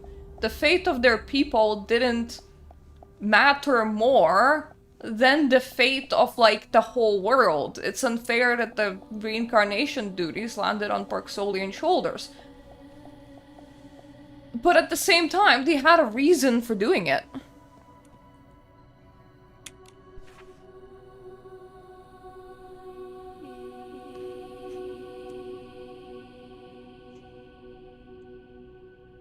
Since waking from the cocoon, my moments of lucidity seem to be growing fewer and fewer. I asked them if I was losing my mind. Snakes told me to stop overthinking. She said I was simply ill. Pioneer mentioned there will be a banquet in a few days, and after that everyone's curse will disappear and my illness will be cured. I was so happy, so I wanted to write a new poem to show Amber. No one spoke, and only then did I remember. Amber has been gone for a very long time. Solar Eclipse, Amber, Meteor, and Black Sheep. None of them are here anymore. We have truly lived for 1,000 years, yet why am I still filled with anxiety like a child? Oh right, the child. Is Black Sheep's child doing well? Blue Eyes averted his gaze from me. Those blue eyes of his looking utterly exhausted and aged. Pioneer said something and they started arguing again. Turtle Dove forced a smile and patted me on the shoulder, saying that in a few days anger to the child of Black Sheep and Blue Eyes would return. I've forgotten so many things. Turtle Dove told me that the child's soul has been transferred into a Parksolian body. He retained the same blue eyes as his father, but his personality was more like Black Sheep's. That's wonderful. He must be a good child. Blue Eyes is bound to be an awful parent. So let it be me who tells the child the story of the 9 of us and speaks of those long nights spent in exile. The campfire would crackle and pop, and Solar Eclipse always wanted to sing, only to be nagged by Pioneer for being out of tune. Meteor sang an old Parksolian tune, the lyrics filled with nothing but stars and migratory birds. Turtle Dove sat with her eyes closed, while Amber rested her head on her lap, sleeping soundly. Black Sheep and Blue Eyes sat side by the campfire. He would turn his head to look at her, the bright reflection of the flames twinkling in his eyes. Snakes was puzzling over the prophecy stone while I was eagerly preparing to write poetry. The poems were terrible, but at the time I truly felt there could never be better days than those. The days grew shorter, yet the dreams grow longer. In the dream, there are 9 heroes. They run and run, escaping the boneyard. They search and search, dreaming of the golden city. O moth who stole the flame, when your bone and blood burn away to ash, will your soul break from its cocoon and be reborn? Where will you go? Will the world sing you praises of your name? Have I ever truly finished writing a single poem? I have forgotten, yet I still remember. It's the exact same dream I have over and over again. That dream is sweet and brilliant, like fire falling into the snow, like a dying man catching sight of the sun for one last time. It's kind of fitting considering that the 3 Titans wanted nothing more but to die in sunlight. To walk out of their cocoon and to just allow themselves to die. I mean, Asna named them, the 9, when they came to the Titan's King, to the Titan King's place, like the Titan's place. She gave them the names in exchange for all the information that they brought. But there's nothing stopping you from naming yourself Solar Eclipse. Yeah, I think Nikki novels could actually be good. Black Sheep has been dead for many years now. I haven't written poetry in a very long time either. Everything has changed too much. Snakes has now covered up every single reflective object, mirrors, silverware, windows. She even wraps herself up completely tightly, not exposing a single inch of skin. Yesterday she shrieked that there was a monster covered in wounds on her spoon. I snatched the spoon away, but it only reflected my own face. The Titan King created the Haven Whale, shrouding the entirety of Heaven's Reach within it to escape the rumored apocalypse. Yet the plague broke out anyway. Not from the outside, but from right within Heaven's Reach. Last night I heard that voice again, like a heartbeat, like a whisper, like something at the highest point of the golden court slowly rotting and swelling. The dragon-shaped god has long been at death's door, and no one dares to go see them anymore. Yet that thing, irrigated by his blood, grows to look more and more like an actual heart. A heart that has broken free from destiny, beating all of its own. Ha! How hilarious. What are you looking at? Are you looking at me? What are you laughing at? Obviously you're the ones who are the most ridiculous. You, Black Sheep, our high-spirited leader who promised to guide us along the path together, only to be the very first to lose your way. You, Blue Eyes, just look at what you have become. Paranoia has gnawed your bones hollow, leaving nothing but a soul-bereft, empty husk. And you, Pioneer, the weakest among the 9 of us, leaving us nothing but a pathetic shadow just because of a casual word of comfort from Asna. Turtle Dove, you always talk about family, but who exactly did you ever manage to protect? Snakes, I have always wondered what kind of agonizing screams, what kind of begging you actually heard during Meteor's surgery back then that caused you to hide from mirrors and every single thing that reflects yourself ever since. You have dissected so many things, yet you never dare to dissect yourself, you slave to hallucinations. And Meteor, how much of your kindness was actually just a performance born from your desperate longing to have your worth recognized? Ah, Solar Eclipse, you're here too. A person as dazzling as the sun, yet what you left behind after death was not light, but a shadow cast over your younger brother, Pioneer, that hasn't faded for his entire life. Amber, you still won't say a single word. Even in these hallucinations, you're still like a hollow stone. You're all looking at me. Even you are looking at me, the poet. Even you are looking at me. You ask me why I stopped writing. No, that's not right. I've been writing this whole time. I've been writing the story of us 9 heroes. Always. Huh? Blue Eyes, are you speaking too? Something went wrong. We need to hurry back into the cocoon? What could possibly go wrong? We are the 9 heroes. We have clearly already escaped. No. There is no escape. None of us can escape. None of us can escape. No escape, no escape, no escape, no.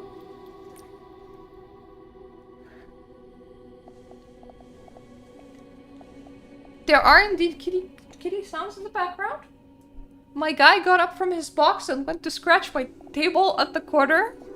And they were all breaking at the seams even before they went for like 1,000 years rest. Like, this is obviously like poet's hallucinations. But just the fact that the poet is hallucinating and that his hallucinations are accusatory even when they're not speaking. Is that Wilhelm? How did she get here? I find like the insight into their own mental health to be like such good storytelling and so telling. The fact that we can like find these like little write-ups. Okay, I kind of like this. I had a lot of pictures from the first time I went through this dungeon as well, but now I get to cover my face with a cup, which is great. Yeah, and Meteor died when they were trying soul transfers, and Snakes was the one that did the surgery to try and transfer Meteor's soul into a new body. So Snake gets to be haunted by Meteor's death to a point where she interprets herself as a monster, and she always sees a monster looking back at herself. But They did terrible things. They speared a dragon. They messed with the cycle of life and death. Obviously, they were escaping a different god that wasn't nice to them. They have aligned themselves with the abyss. Their bodies are rotting. They need to be constantly going into effectively cryo-sleep in order to just prolong their own existence and to just be there at the right times. That would get to anybody.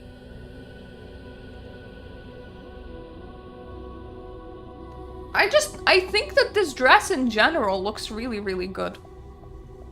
As I said, if I had infinite pulls, this would be a set that I would also want to have on my main account. Now I think I'm gonna kind of be stuck waiting for a rerun. She runs weird if you run up front, like you can see that the flap would be flapping. But it is a very, very pretty dress.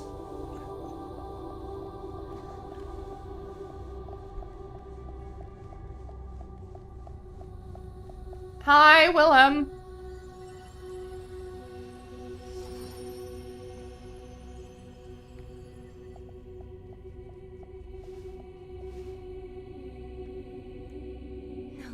Yeah, it was too great of a burden for her. It's why the gods of reincarnation reincarnate, because it's too big of a burden for anybody. Why are you in her body? Hopefully. Saintess. Worry not. I have only borrowed her body for the moment. She will wake up unharmed when this is over. I promise. I don't understand. You've walked with me for so long. But I must walk the final stretch of road alone. I only realized this after arriving in Heaven's Reach. I want Tide of Tears because I'm lacking the old details. I have the old dress, but I want the details. I want the elf from 1.0. Momo and I figured it out. I want to finish Kitty for the final Evo. I have her first Evo. Over 1,000 years ago. I want the Ghost Bride from 1.11. It's the heart of the city that's powered. I want a lot of things. The Golden Feast was their trap to seize this half of the Mark of the Cycle. Now, as long as we return the complete Mark of the Cycle to the Cradle of Reincarnation, the cycle can... It won't return. What? Now then, give the other half to me, Nikki.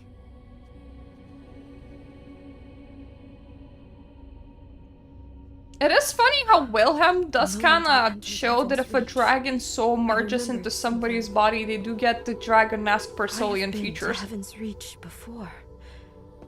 I lost something incredibly precious here. That heart, suspended high above the Golden Court, the one that sustained the Titan's golden age, never belonged to Icarus. It belongs to me. The dragon imprisoned in the Golden Court. That Maybe the tail grows over time. That was you? And horns. Absurd, isn't it? From the very beginning, everything was wrong. My people, my enemies, they are all gone. The only thing that remains is this heart.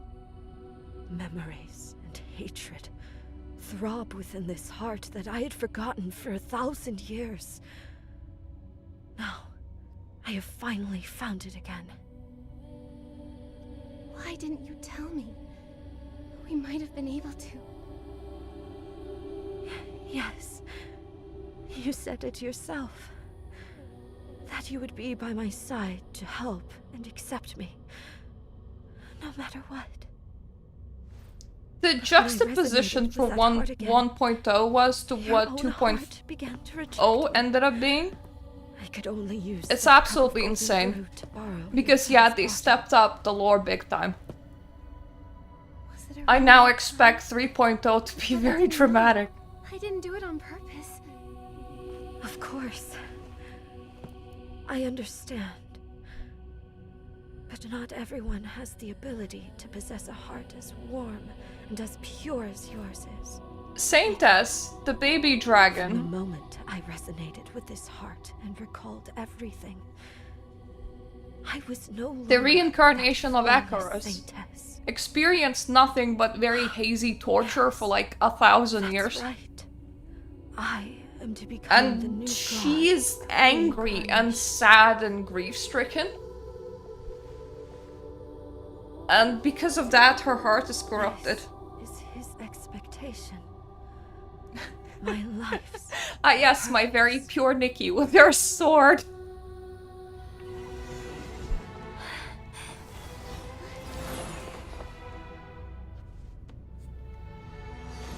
1.0 outfits, they gave the details kinda silently on the down low. They didn't even have a rerun for it.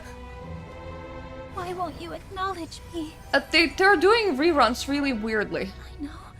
The mark of the cycle must not recognize me. They seem Give to... back my heart. As long as Hold on.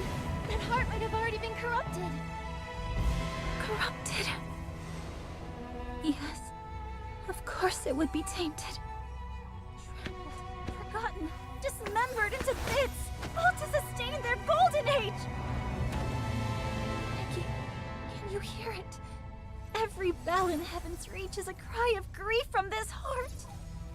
For 1,000 years, Saintess has a very even while good design. rotting in hatred, I has like been how waiting her here. face is very distinct from Nikki's as well. For a ghost from the past to bring it home once again.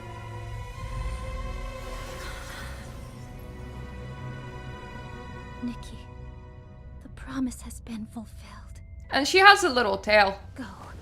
Leave this stagnant land behind forever. Don't look back. We're like, no, we're gonna save your mental health.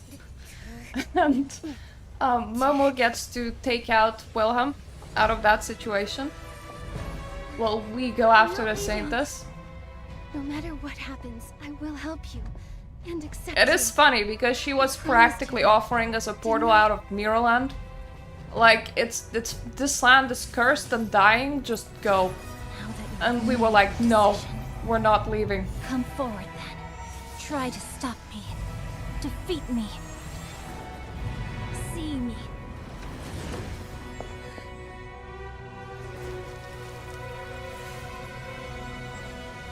I, Ephia, daughter of Icarus, shall descend here to deliver his final judgment.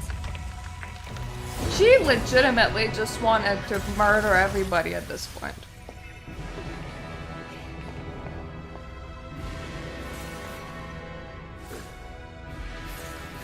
And look at all this. my head These shards of crystal and ice. are all scrambled. Is that a wooden carving?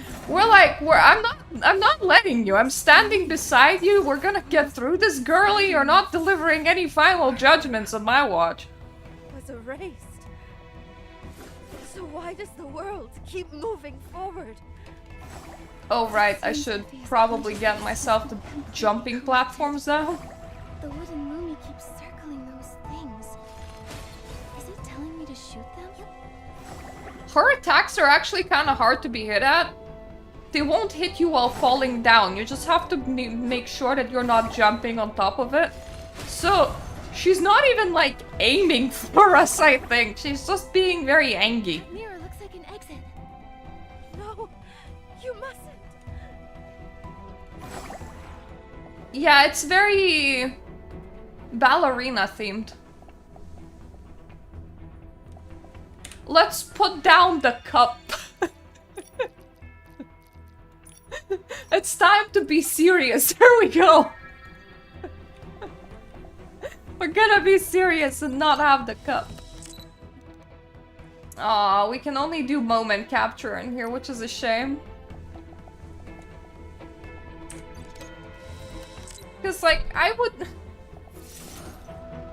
want glass photography. God damn it. Yes, Nikki has had her coffee.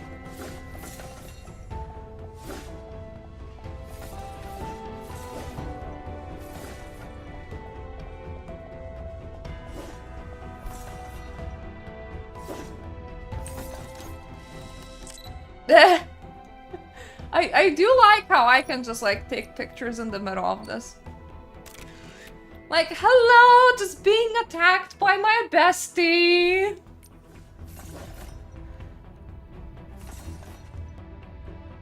Anyway, I don't think that we actually need to go fast. I have a cat that's being very, very restless. So, I'm gonna grab myself a bit more drink. Oh no, it does actually. Is there a pause function? I don't think so. Sort of, maybe. But I do have one restless cat that I need to address. So, I'm gonna leave you on this is stupid screen, which I still love how that's an account. I'm gonna grab myself some cold drink because that doesn't require any warming. And I'm gonna, you know, address my cat wants out of the room business.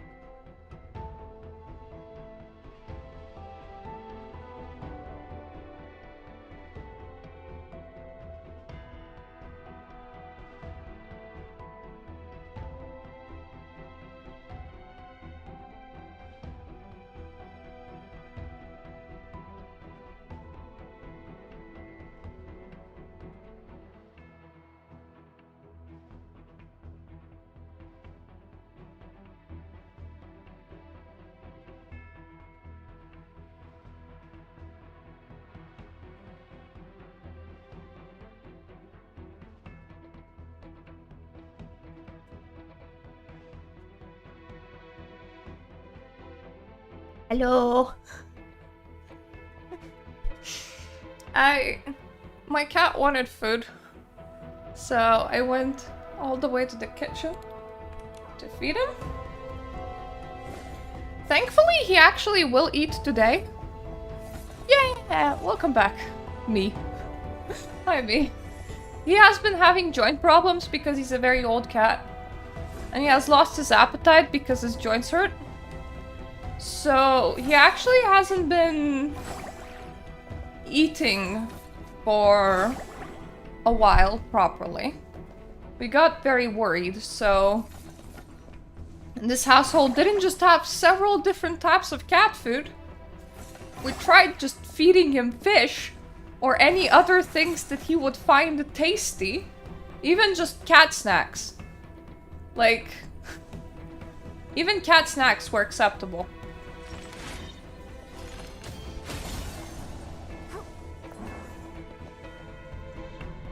But it seems that today he accepts eating food, which is great. My heart is an inexhaustible supply of gold. Will he come to take me home tomorrow? Or not? Oh, I mean, if you're alive, then that curse is dead. The pinnacle of the automatons, a mechanical ballerina. Yeah, thankfully Kitty actually eats cat food today. A new golden energy for a golden era. Artisans used the Saintess's lifeblood to drive the cogbuds, then used fragments of her heart to make the mechanical ballerina. That's where the dancing outfit comes into play. Part of what Saintess was experiencing and seeing Years turning, the civilization was through the mechanical ballerina. Dancing forever. What is it?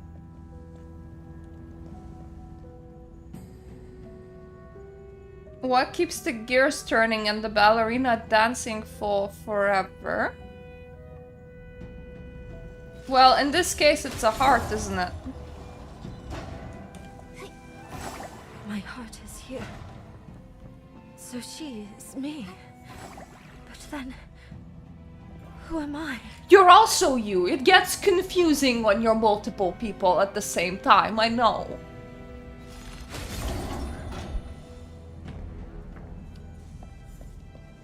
This heart nourished a golden civilization. But it will also bring about a calamity that even death cannot end.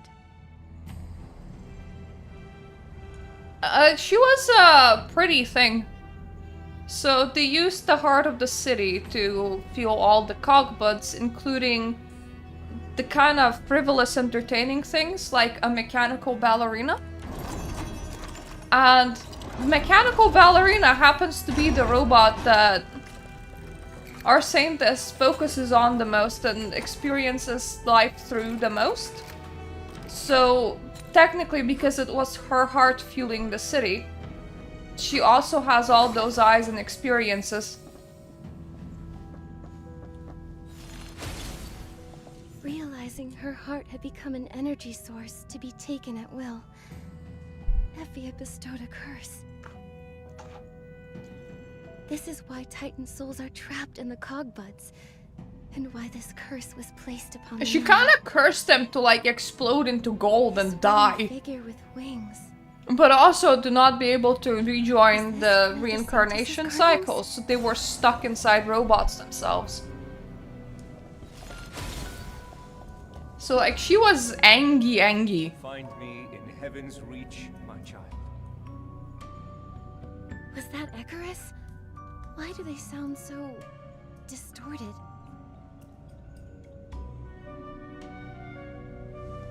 He warned me never to leave the boom, even if he himself called for me.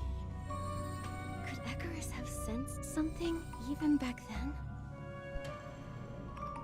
So here's the thing, people are guessing that the Abyss pretended to be Icarus in order to lure her here, while Icarus was already long dead and gone. But that doesn't make sense, because the Titans kinda captured Icarus in particular, and at some point the body swaps with his reincarnation as he just dies and lets go. Because gods of reincarnation do corrupt over time, and that's why they reincarnate, to kinda cleanse the corruption.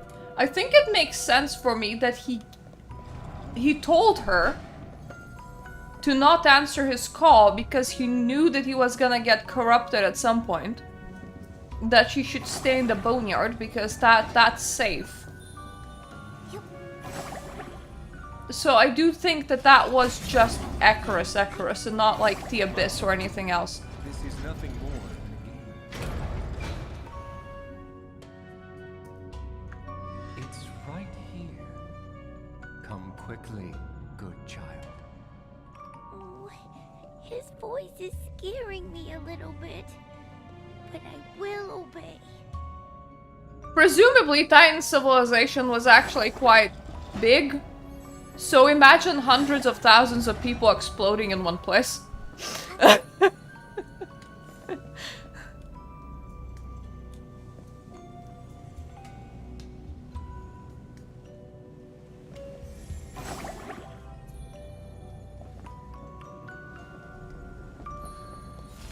Yeah, that is true. They could have been purposely corrupted.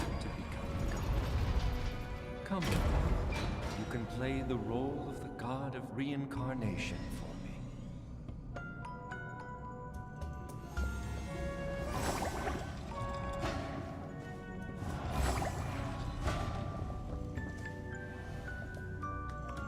What are you waiting for?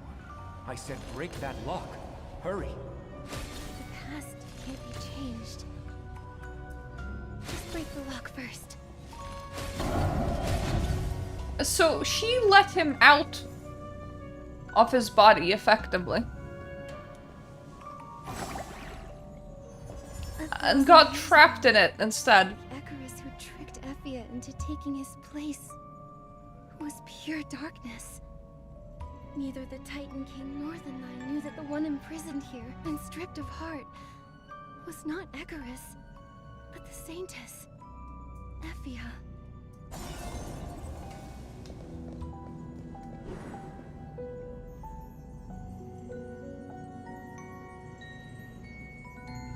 So warm and bright. Is this an even earlier memory, Effia?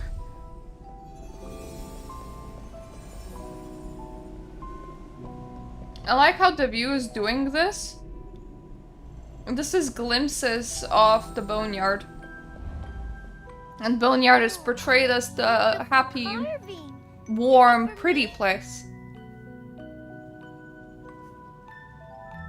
So Icarus carved Lumi out of wood. The Lumi that guided me earlier. It was a projection of Effia's memories. Yep. It kind of ties all of those together.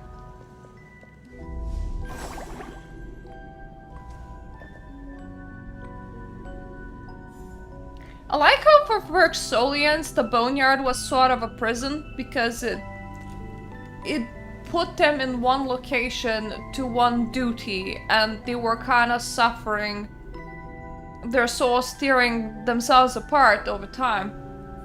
But for Effia, the tiny reincarnation of Icarus, that's where her childhood was, so that's like a happy place. Don't be impatient. Just take it one step at a time. Like this. I would assume that the heart of the city was kind of cleaned up because Mothis continued operating there, and there is like traces of it. You see like burnt down ruins and you see like little sprouts of gold, but for the most part I assume they removed it from the majority of the city. Oh, I think that it was kind of sweet. She's supposed to be a small child, so it kind of makes sense. Later I created the snails and the shroomlings. They all became part of the cycle of reincarnation and an endless cycle of life. You said that shroomlings can't enter the cycle. Yeah, I think that it's very fitting Are interdependent, for an innocent child. bound together within the cycle. But even the cycle's will can differ at times. If the cycle drifts, the anchor that returns it to its original position is precisely that which does not enter the cycle, shroomlings.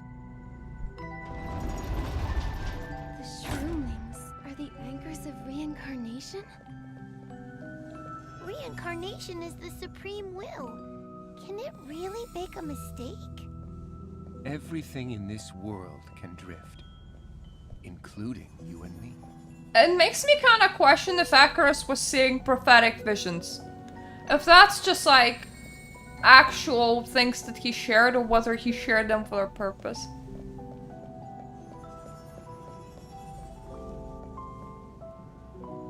I will see the world with my own eyes. I'll have beautiful shining hair and a pair of big wide wings. Icarus was very tired. He was at the end of his live string. My Yeah. creation will be a creature of legend, faster than all the winds in the world. I will see the world with my own eyes.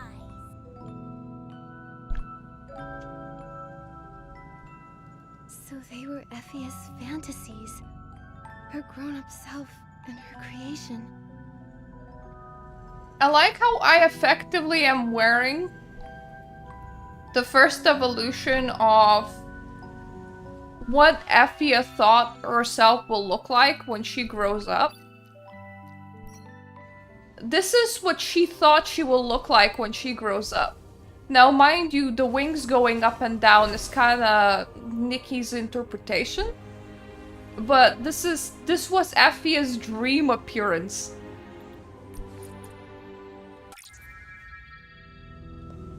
And the ballerina was what she got trapped in instead.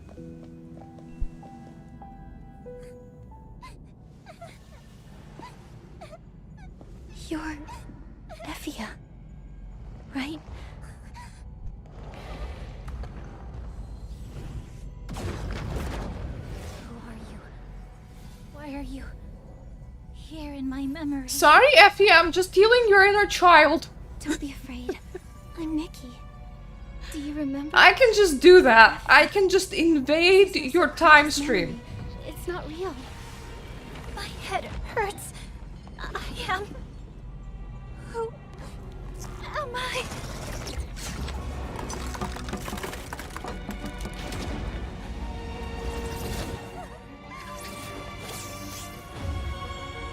Suspended by fate, will blurred.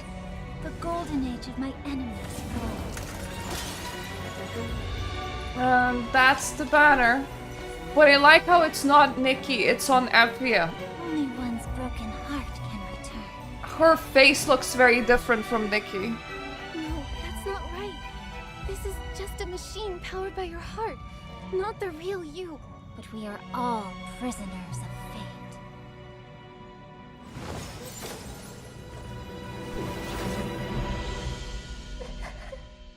Are you looking at me, too?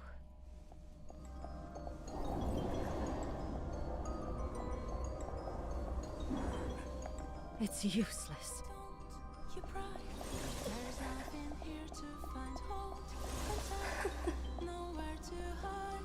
Their dungeon design. God damn it, I ran straight into a shroud of glass. Anyway, their dungeon design has really picked up in this patch cycle. Like, the 2.6 dungeon, 2.8 dungeon, it's so emotionally engaging. And it's just really good storytelling. Versions of myself until I could barely breathe. And then... crack. Oh god! Only now did I realize that, yeah, that dream girl that she was making in part did look a little bit like Nikki. So...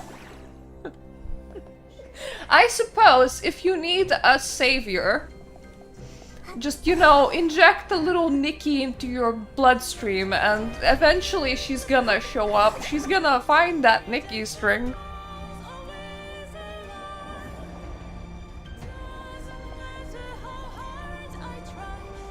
Yeah, I really loved the last few dungeons as well.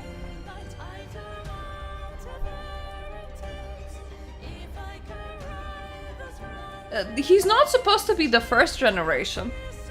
Gods of reincarnation has always been reincarnating. Which would probably mean that the world kind of died and got remade several times. Which is, yeah, probably. Probably gods of reincarnation going kooky and even destroying quite a bit of life is not...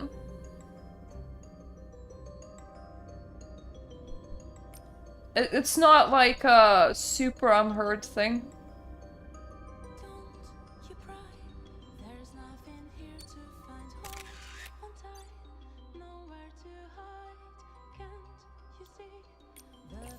Well, you can at the very least kind of revisit this place just without the story beats. So at the very least it doesn't just go away after you've done it. Seen through others' eyes. It's a prison. A labyrinth. And you have nowhere to escape. She's talking about being locked. That your identity is very much defined by what others believe you are. And it's funny because I relate to that on like such a deep level, and I think the kind of who is mine and who is an external projection of who I am based on other people is the kind of deep philosophical struggle that a lot of people can actually relate to. So it's funny how they take like what can be a very relatable story string in real world, and then they transport it into this magical fantasy dimension. I really like these kind of story beats.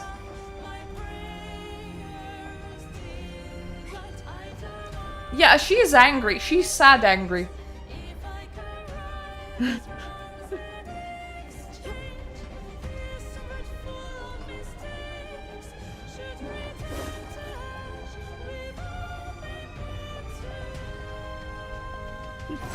Out of a coffee cup. And she just stands there at the top of the stair. In the ballerina fit. Remember? We made a promise. No matter what happens, I will be by your side. Helping you and accepting you. Nikki? We're just like destroying those illusions. I find myself that I change myself a lot depending on the people that I'm with. Expectations.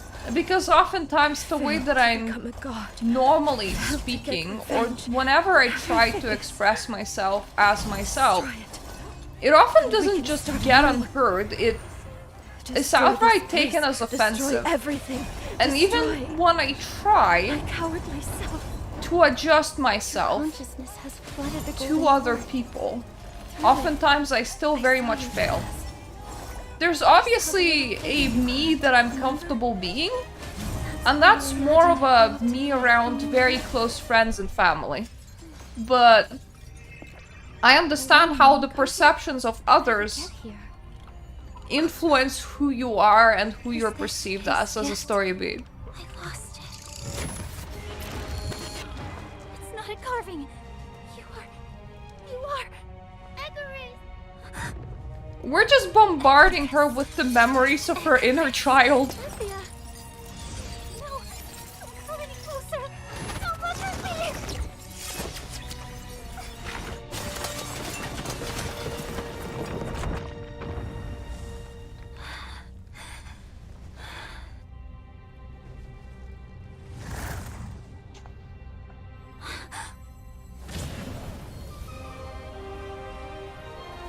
And I like how we're just showing her a projection of what she desired to be. And that in a way is your true self. I once imagined.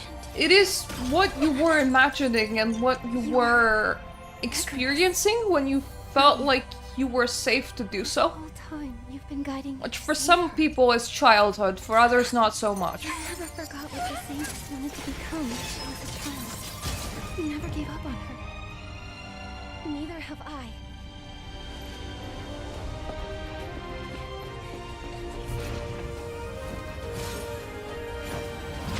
And that must be so incredibly painful for Althea. Imagine creation. where Nikki is just like, I am not giving up on you. Or your heart. Let me just pull your deepest, longest, furthest away childhood desires and let me drag them to the surface.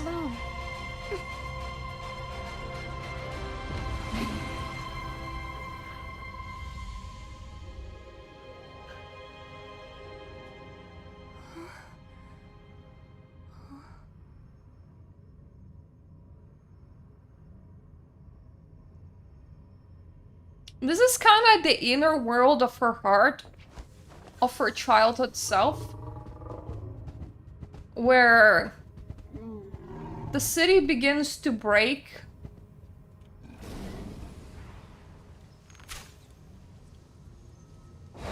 And nature starts to invade again.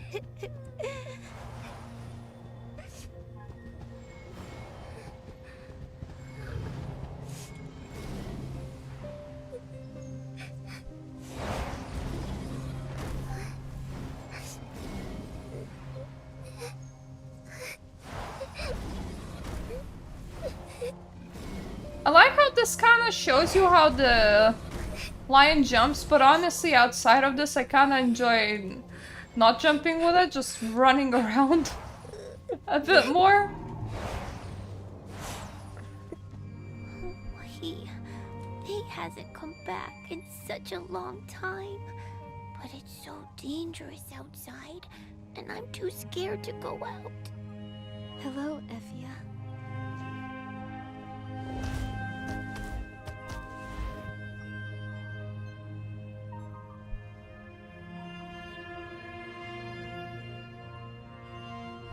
How do you know my name? I've been looking for you all this time. Looking for me? But I've been here all along. Oh, but you're so pretty. Your hair is sparkling, and your wings are so wide and big. It's almost like... Wait a second. You're not me from the future. I mean... Are you? The lion is Effia's creation, and Effia is kind of like a young Icarus, so technically... To your story. The future you is very brave and very strong.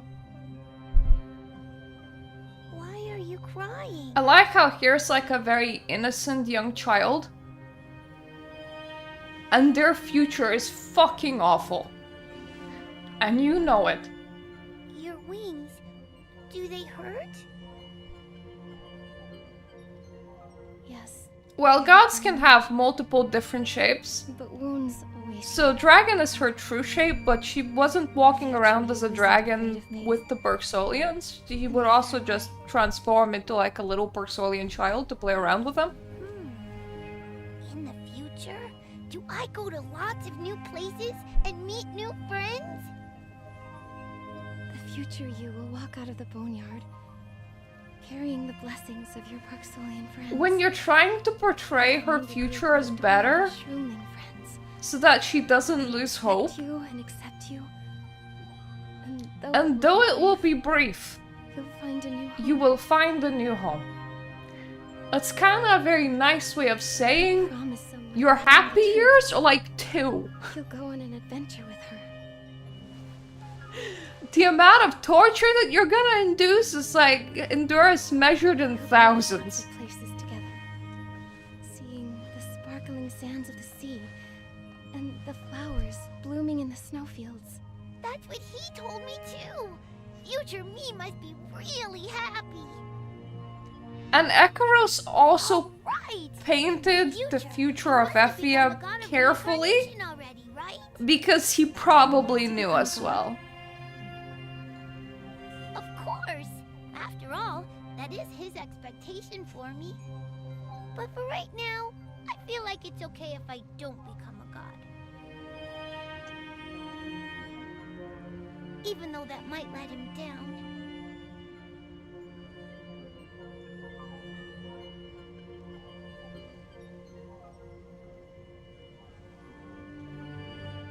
What do you think? Even if I don't become a god, can I still have those Certainly futures you will. talked about? Because this time, you found your heart again.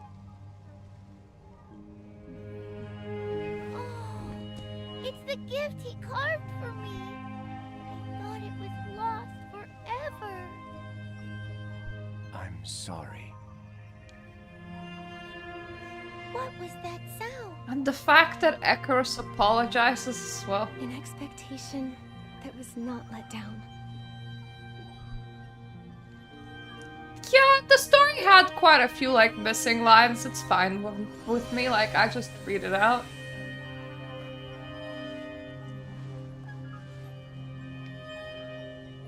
It's like, this story beat is so sad. Because Effie's fate is just so shitty. I'm sorry for leaving you here all alone. And she reconnects with So her long. inner child. Let's go, Effia.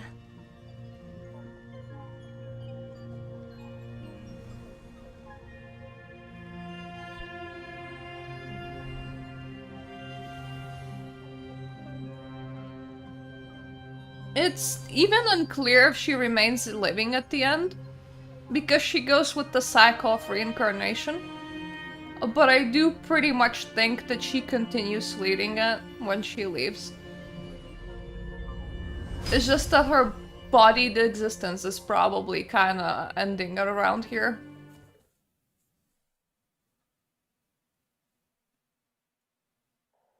God mechanics are hard. And in this game, they're portrayed just like the right amount of confusing.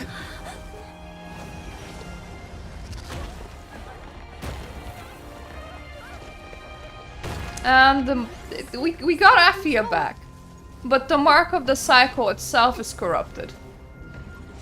The mark of the cycle has a will bigger than the gods. I can't fix The it. mark of the cycle is angry now. Wait, I remember Icarus saying, even the cycle's will can differ at times. The anchor is precisely that which does not. You know what's funny about this bit? Shroomlings. Mothers were right to use mushrooms as a sort of energy battery.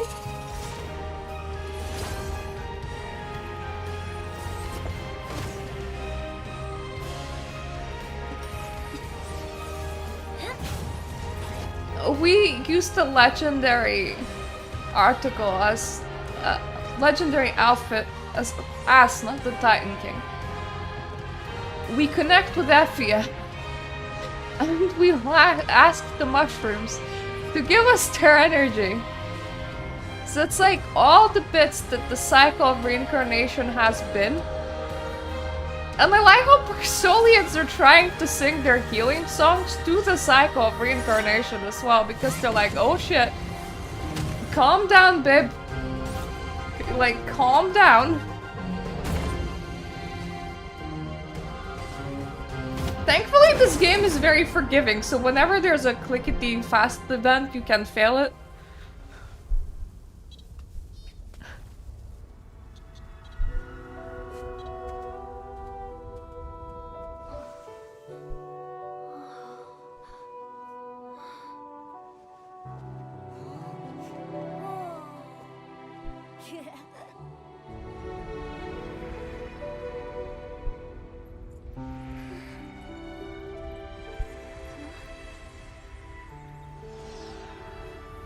I like that we allowed the spirit of Asna to be a part of this.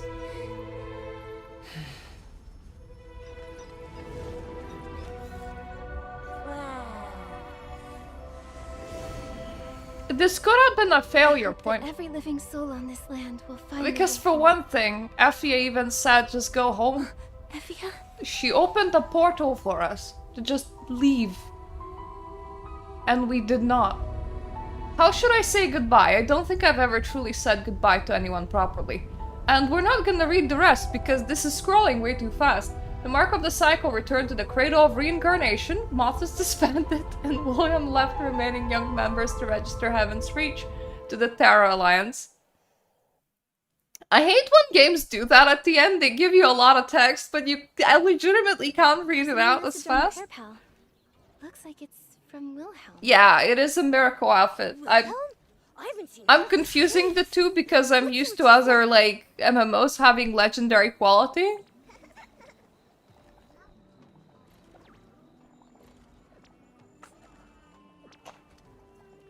My hands are shaking so badly, I keep on hitting the wrong keys. Huh? Nikki, hurry, I'm in Heaven's Reach Pizza! Heaven's Reach Palace! Heaven's Reach Pajamas! Pizza and a palace in your pajamas? You really do have a busy head again. Take a head. You're not allowed to laugh.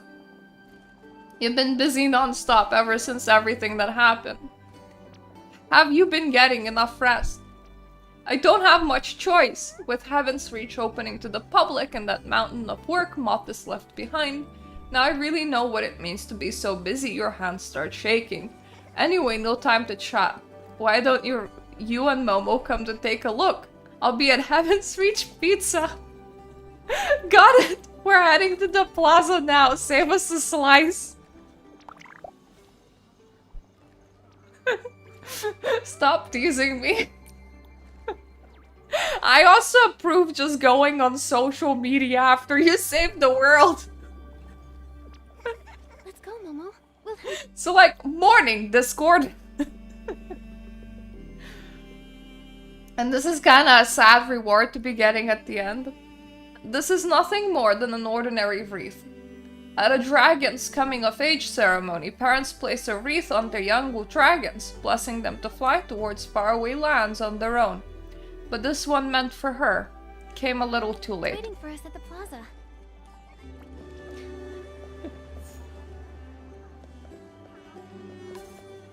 Yes. Feels and emotions. Just that they do this kind of like hitting little lines that just hit you so incredibly hard, as if that's okay in Fold. And you can find it in things like outfit descriptions.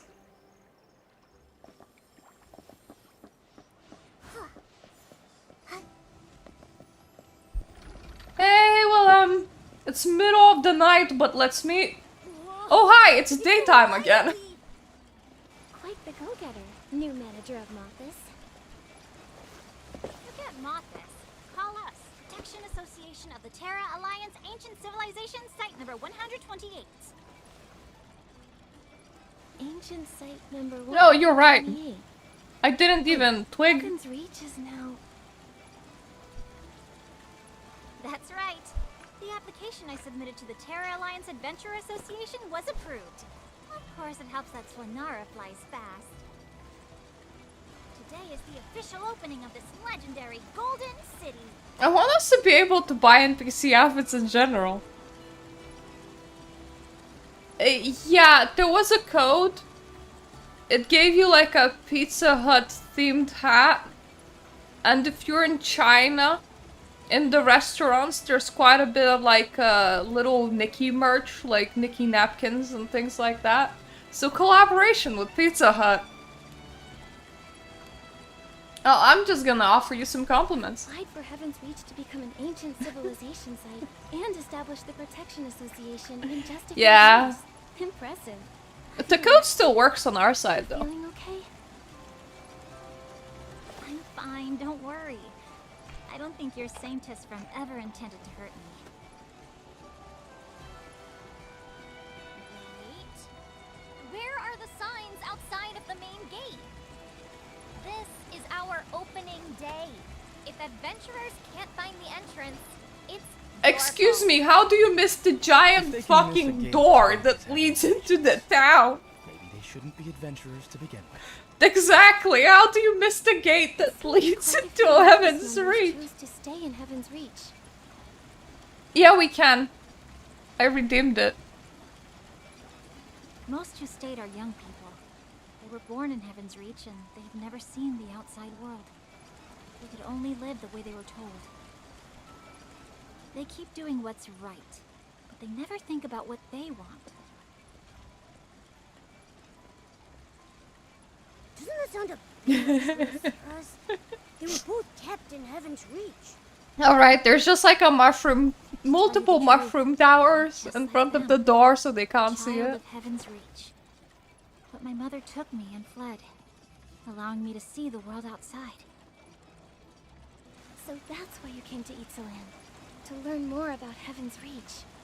So like this is Wilhelm's home, she has been born here. Seeing these Mothis members who are about my age feels complicated. But her mother fled the organization with her. Now, they have the chance to choose their own lives, just like you did. This is wonderful. Exactly. I told them that the world is huge. More than 10,000 times the size of Heaven's Reach.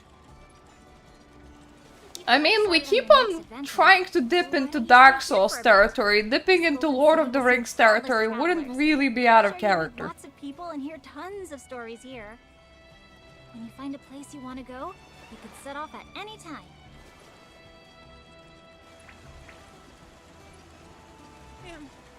Am I dreaming? So magnificent. Yeah, but we were carried up to the gate in a mechanical bird, so I'm just gonna assume that that's like a multi-use thing. And we now have like a giant sign on the bottom just going this way for Heaven's Reach.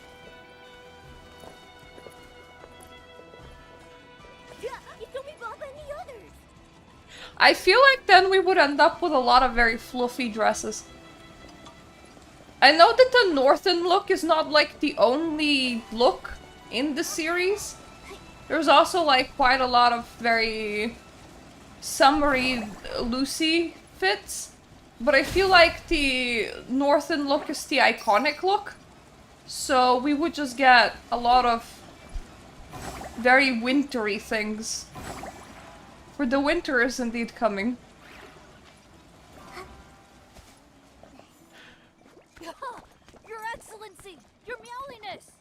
Domi Baba, long time no see. I mean, she looked kind of elfish with Berxolian features as well. Everyone's great. They miss you dearly. We had a big fruit harvest a little while ago. Mr. Abutata said he wanted to save some for you. Oh, don't mind if we do. We heard the Titan City reappeared and followed some adventurers to take a look. I never thought I'd see you here.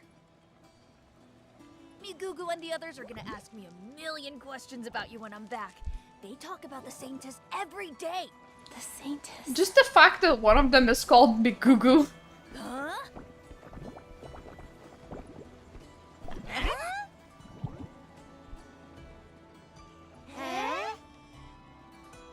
Confused mushroom time. Whoa, that was so in sync. Did you plan that? Huh? Why isn't 4-2 here? Oh, I know. Must be spacing out again. Let's go. I'll leave this place to the Shroomsaras and the Shroomlings. Let's go find 4-2. I like how one species of mushroom like meets the cultivated Heaven's Reach species of mushroom.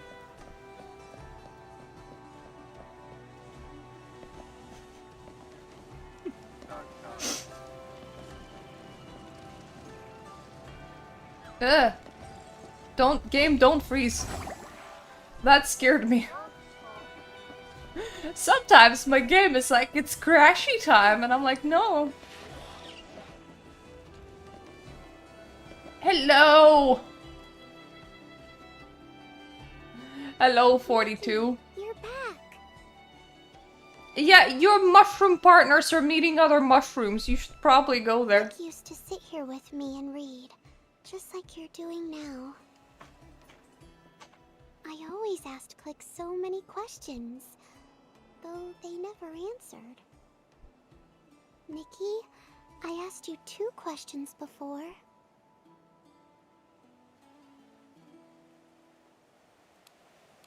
And the second question was, is your entire life a lie? I always have so many questions, so I keep reading. I once thought books would tell me everything. You made me realize that answers are also hidden in the things we experience and the people we meet. For example, the meaning of friends is to listen, to understand, and to no longer be lonely. The meaning of tears is to tell us that every emotion is precious. Meeting Click taught me that death has so much meaning. It doesn't signify an ending, it brings new life with it too. But even if And I were to accessorize gather with what you every have. word together, exhausting every page of the dictionary, I'd still have one question. What is the meaning of life? I don't think Nikki will ever reveal that. Also, 42 is asking us what's the meaning of life. Ask you anymore. That's Hitchhiker's Guide to the Galaxy reference. Think about it? You have an answer? Not yet. Perhaps there will never be an answer. It's just like you. There are told me. actual several, like, So many old places in literature this book wide world for me to references, search if you read around as well. Which is quite interesting to me because it's The Western world is literature. so big. Bigger than 10,000 heaven's reaches. Yes, I want to leave Heaven's Reach and see the world outside. I want to see if the places written in books actually exist. I want to know if the starry sky's laws are really as precise as gears. I want to find my answer within my own life. And I'll bring Clickshare along with me. I'm the same, Fortu. Momo and I will keep adventuring too. We'll carry our friend's wish. Is your friend a cogbud too? Well, he's a guy with horns on his head who always lies. I like how we're talking about Angert. A person with horns. I saw someone like that at the Golden Hour. Did our friends from the Boneyard come over too? Momo, let's go check it out. I like that we're assuming that our friends from the Boneyard has come over. Hope you find your answer too. But some of the Mothis were Parksolians as well, so there's no reason why it can't just be a Parksolian Mothis. But okay. We can check out the Golden Hour, I don't mind. I don't mind at all.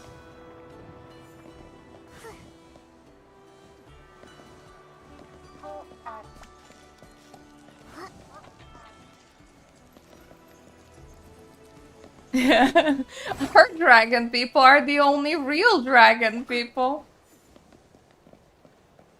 Mothis dragon people are fake dragon people.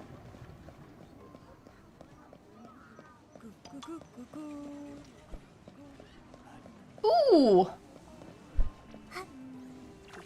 Let me approach you from the right angle. Look at that! Parksolian chief has arrived at the Heaven's Reach.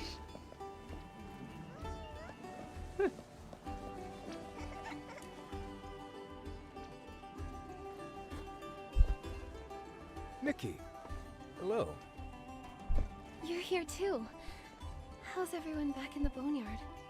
The mark of the cycle has returned to the cradle of reincarnation. Order is finally restored, thanks to you. The soul rift that plagued the Parksolians for centuries has begun to heal. Maybe in another. The thing is, we mailed him his corpse. Entirely. He would know. What's Wansara? There's actually another reason why I came here. It's Angert. Angert. I know he was rarely ever serious, but he was one of the bravest people I've ever known. Without his sacrifice, we never could have thwarted the conspiracy of the Nine, and this disaster would never have ended. We were like, you got mail! Your boyfriend's corpse! May he rest in peace. He rests in peace. Rest in spaghetti, never forgetting. Nikki, don't be too sad. Aww. Our kitty cat's upset. Ingrid was our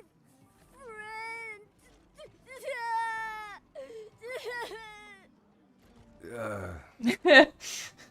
If you keep making such a racket, you're going to be turned into a soul can, you know? They revived him and McGill didn't know how to say that. So it's just like, wow, this is awkward. Angered? What? You're a ghost? It's a ghost! I was right, wasn't I, McGill? These two are so happy to see me, they can't even speak straight. I shouldn't have gotten your soul back so early. I should have let you lie there for another 10 days or so. Here's what happened. So when the marks of the cycle merged into one, Zappy recognized Angered's soul. Zappy recognized Angered's soul within the soul surge. His little... Yes. Coincidentally, his little you asked potato that friend dragged soul back to his body. It could be the soul and body weren't separated for long, or maybe his soul is unique. Regardless, he's back from the dead. Nikki, Momo. We were like, body, soul, Not put only did back you together, fulfill my you dying wish alive and now. save Itzaland. But you even sent me home after my death. Hey, stop that! Darn it! You're back, and yet you still tried to scare us! Little angry Momo. Ow, ow! I'm your fragile ally who just died once, remember?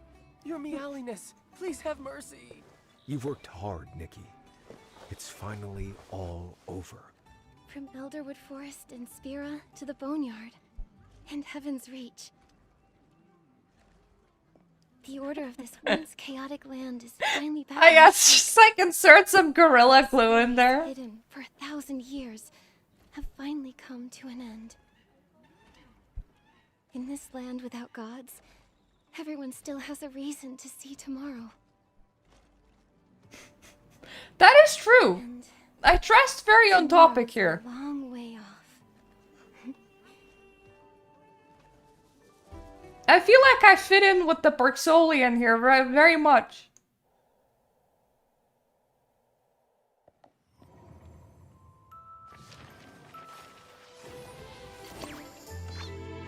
Angry kitty.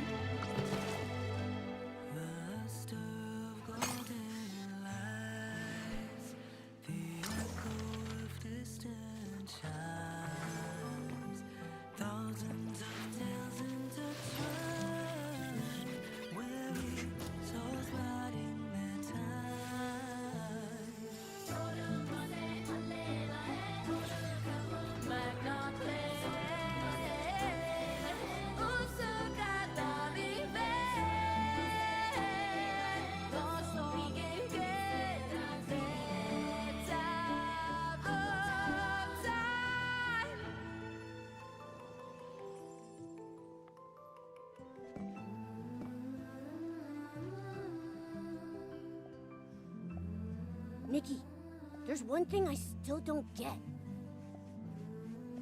Aren't miracle outfits the work of the gods? How was it made with the Titan King's help when it came time to correct the mark of the cycle? Well, as far back as 1,000 years ago, when gods and mortals coexisted, Asna, who created the Golden Age and allowed countless Titans to live and work in peace, was the god in the hearts of the Titans. Perhaps back then, Icarus also saw the aura unique to a human king within her. This light was always obscured by obsession. When she truly let go of that obsession and decided to protect this land, the miracle finally happened. Maybe a mortal body can indeed rival the gods. Now, the story of Itzaland has come to an end, and it's time for us to set out. It's just that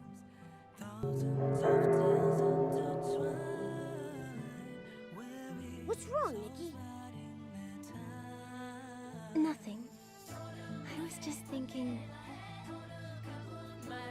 1,000 years ago, the sunset that descended upon this golden city must have been just as beautiful as it is now. Right, Mama? You say that like we saw it with our own eyes.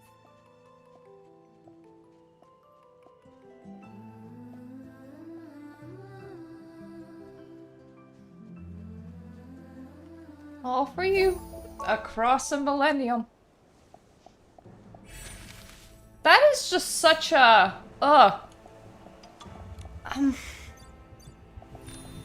I feel like they really upped the quality of everything with the whole 2.0 saga. Storytelling, the stakes, the outfits, the whole journey in itself. I know that a lot of people feel like Itzaland was a lot more splintered, because it does feel like it. It feels like the story found its legs from about 2.5 onwards. Before that, it felt a little meandering, so it's not quite as cohesive as Wishfield, but it kind of feels like we came into ourselves as a game during this whole cycle. I don't know how well other gachas do after they have been out for a while, because normally with MMOs and with gachas, first impressions are kind of what matters the most. And Infinity Nikki also had the unfortunate thing of 1.5 happening, and the company did kind of bring it on themselves. But I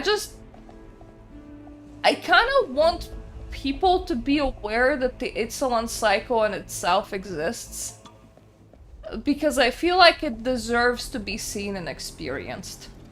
It's very emotional storytelling. And I love how even the patch cycles that didn't quite feel like they connected still sort of went on about the same thing. A lot of this was largely life and death themed. Now, we're probably looking at 3.0 being in December. So we still have 2.9, 2.10, and 2.11. I'm expecting maybe a short intro to what we're doing in 2.11. And I expect us to like completely meander in 2.9 and 2.10. Like, I expect nothing important to happen in those two patches. Maybe 2.9 could have like a little bit more closure for everything, the way that 2.6 was a bit more closure for 2.5. But at the same time, not only is the story fairly closed, but I have heard rumors that the reason why second part of this patch felt so exposition-y and like it was supposed to be two patches was probably because they did want to do two patches, but Autumn Harvest Festival is coming up in China, so not making 2.9 Autumn Festival Harvest themed might have been stepping in the wrong direction for Infold when it comes to their core audience. So chances are that they needed to rush out the story in a singular patch, even if they have to like break it down kind of awkwardly, and some voice lines didn't work, and there was a lot of exposition in the second half of the patch. So while I would want to believe that we might just get a bit more closure for 2.9, I think that more likely is we're just gonna have some autumn-themed, lighthearted fun. And that's kind of fine with me, as long as it's not as short as 2.7.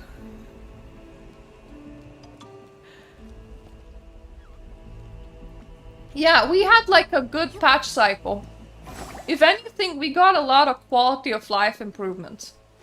especially like dispatch. So 2.x has in general been good for us.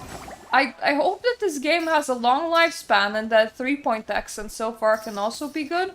But I also kind of hope that we can attract maybe new players so that we're not stuck in the loop of where the biggest amount of audience that you have will be your release, and then ever since from release your game just constantly shrinks and shrinks and shrinks.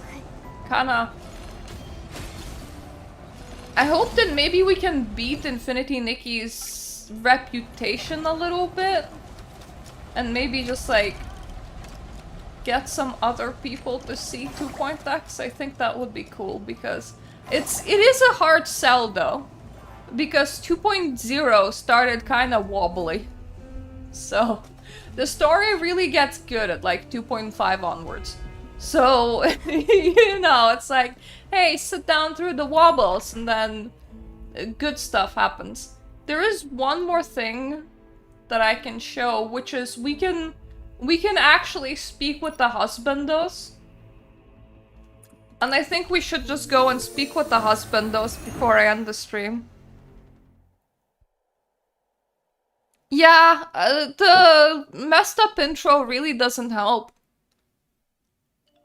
Together with the fact that people that have started late will actually be missing a lot of things that old accounts have. Like, when we started playing, they were giving out something like 3 free outfits for like 3 patches in a row, and then they reran them once. But a lot of new accounts will like even be missing the free patch stuff. So they just have a lot less game to play around in general. I'm trying to... I forget my way around this place, which is not very helpful. Perfect for a walk by the sea. Miguel! Babe! I forgot which corner is yours. I know that you're like in here somewhere. Aha! Found them.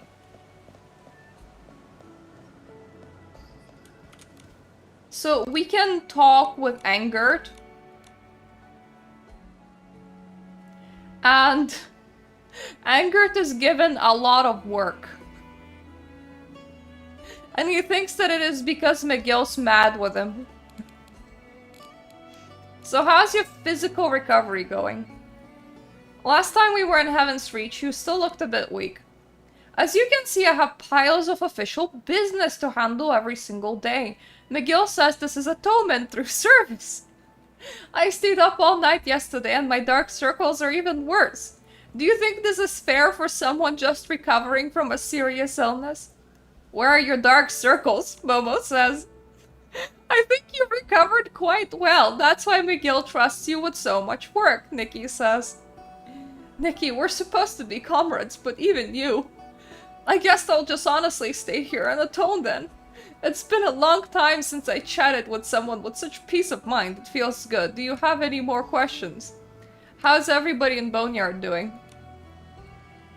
Ever since the Mark of the Cycle returned to its rightful place, order in the Boneyard has been restored and the Soul Rift issues are gradually improving, so...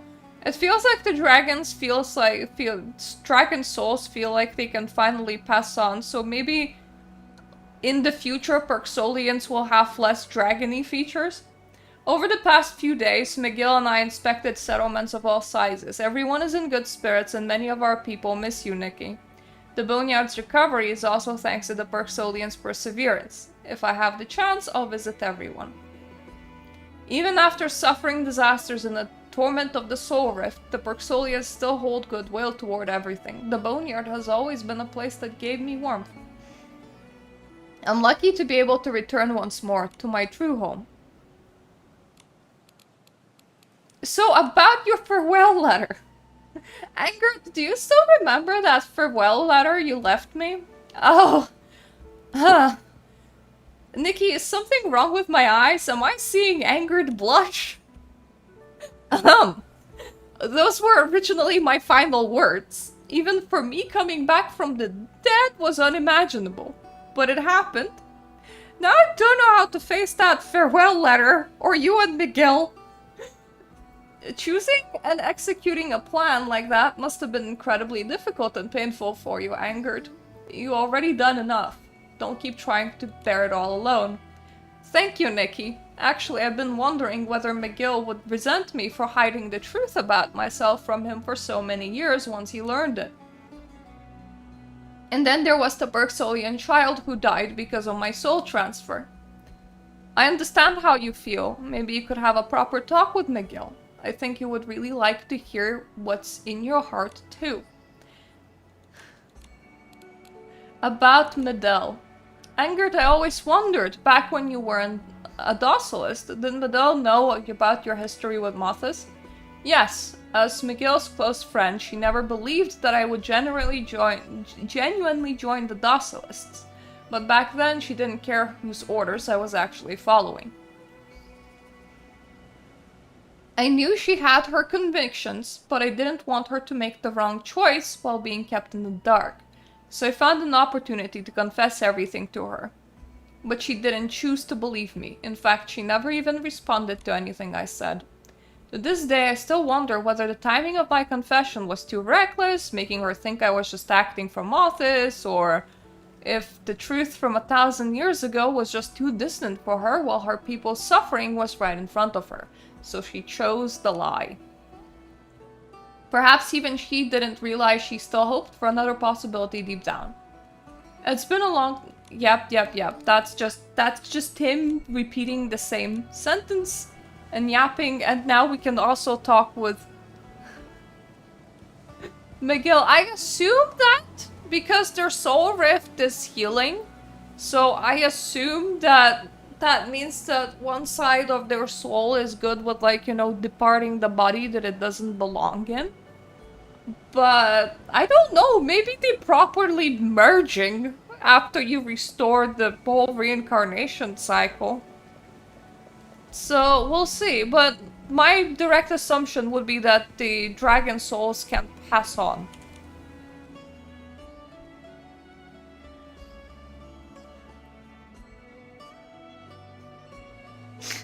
Because they look pretty.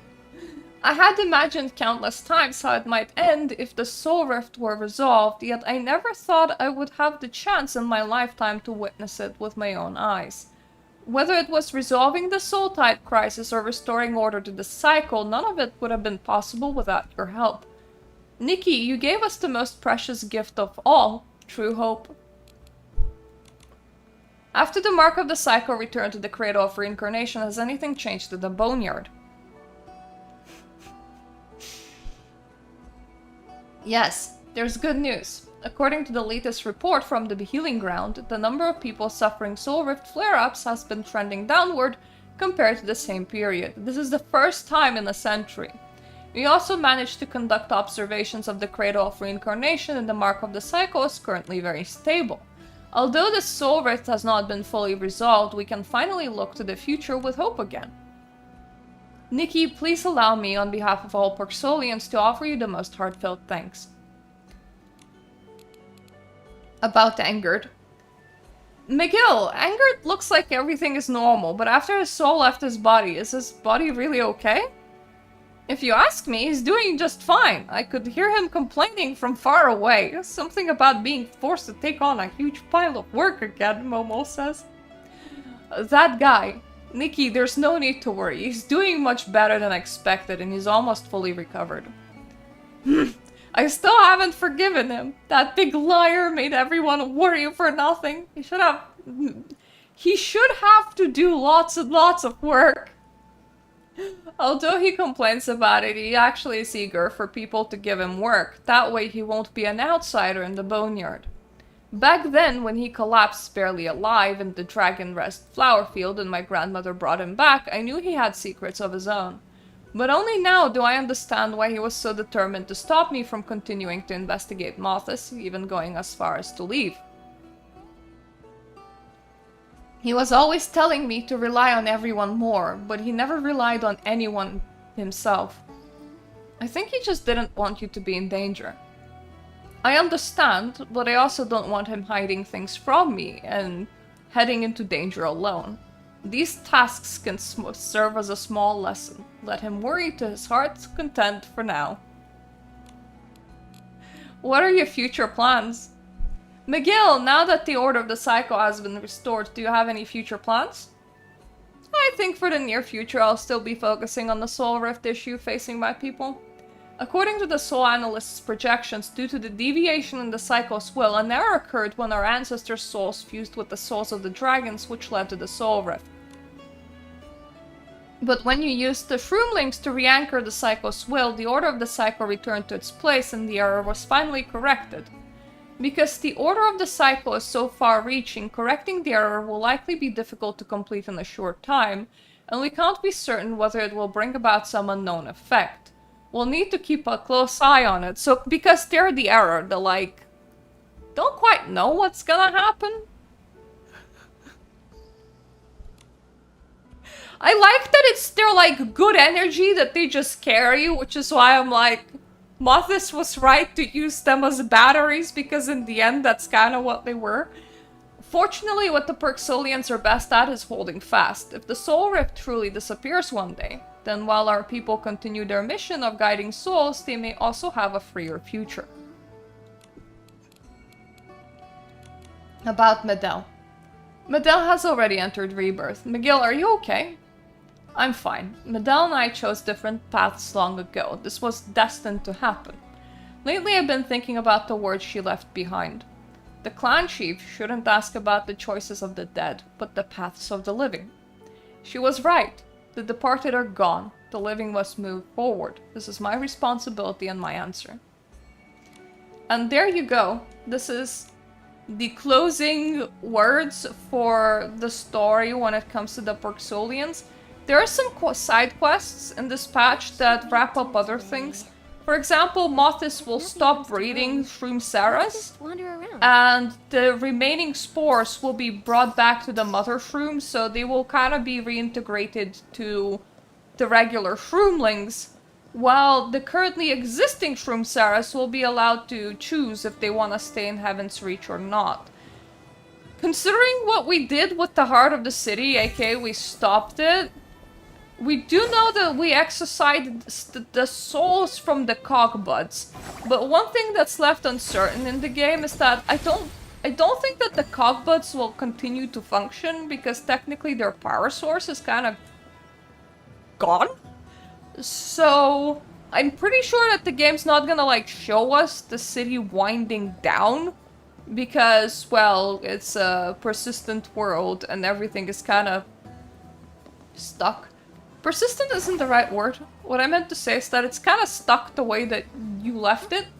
So big changes like that just don't happen, but I assume that the city will just cease functioning. It isn't very clear what happened to Effia. Because she kind of left with the mark, I assume that she re-entered the cycle of reincarnation. I assume that she oversees reincarnation without the physical body. But it seems that for the time being, Perksolians will still be ferrying the souls. They just won't have the soul rift to worry about, as that error has been corrected. So it feels like the whole reincarnation cycle is now a bit shared between Perksolians and Effia. But it's more of an implied thing than actually like shown thing. We also don't know anything about the Nikki that was here during the time of the Titans. We don't know if we're gonna be able to experience that part through like some sort of time travel mechanism, or is that just like implied that that's a past Nikki that did that, because there's a lot of past Nikkis, so like it's fine. It's fine if that's the implication. I just don't know if they're going with that somewhere or not. I think that's about it. Outside of, there were some side quests where one dude kills himself. I'm not gonna be doing that one again. And Wilhelm's mother had a friend that snitched on her when she left Mothis, because she believed that she can't make it out in the world. So Mothis hunted down Wilhelm's mother and like executed her. her friend then felt so guilty over that she killed herself. And she had a daughter. And that daughter feels really guilty towards Wilhelm, even though that was not her decision in any way, shape, or form. So there's also a side quest where Wilhelm sort of like rediscovers and reintegrates her roots and figures out what happens in the mother to her mother, and she like forgives that kid of that other woman because it's really not something that that kid has done. It's something that, you know, her mother has done. So that's a nice side quest. But that sort of wraps up. This is the wrap up for the full saga. This is as much wrap up as we're probably gonna get, and as much wrap up as we're gonna see. I honestly find that this kind of wrapped up better than Wishfield did. I feel like Wishfield NPCs, even with the extra little 1.11 last hurrah where we all get together, they got a lot less like wrap up. We got to see a lot less of how the Noise dealing with the whole situation that we got to hear from Angert and McGill, for example, that, you know, have a full-on conversation with you. So I think that they're slowly expanding what they do with their NPCs, and I like it. I'm looking forward to seeing 3.0, but I'm also kind of looking forward to just like having a couple of party patches.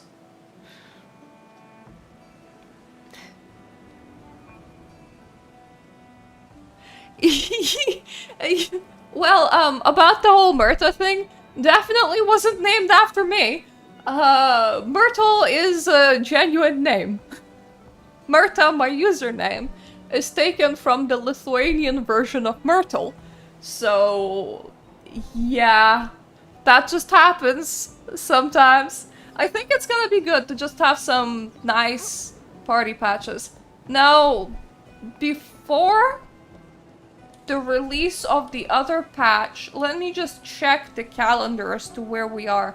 We're still gonna have one Monday, and I do want to do the whole fixing Heaven's Reach thing.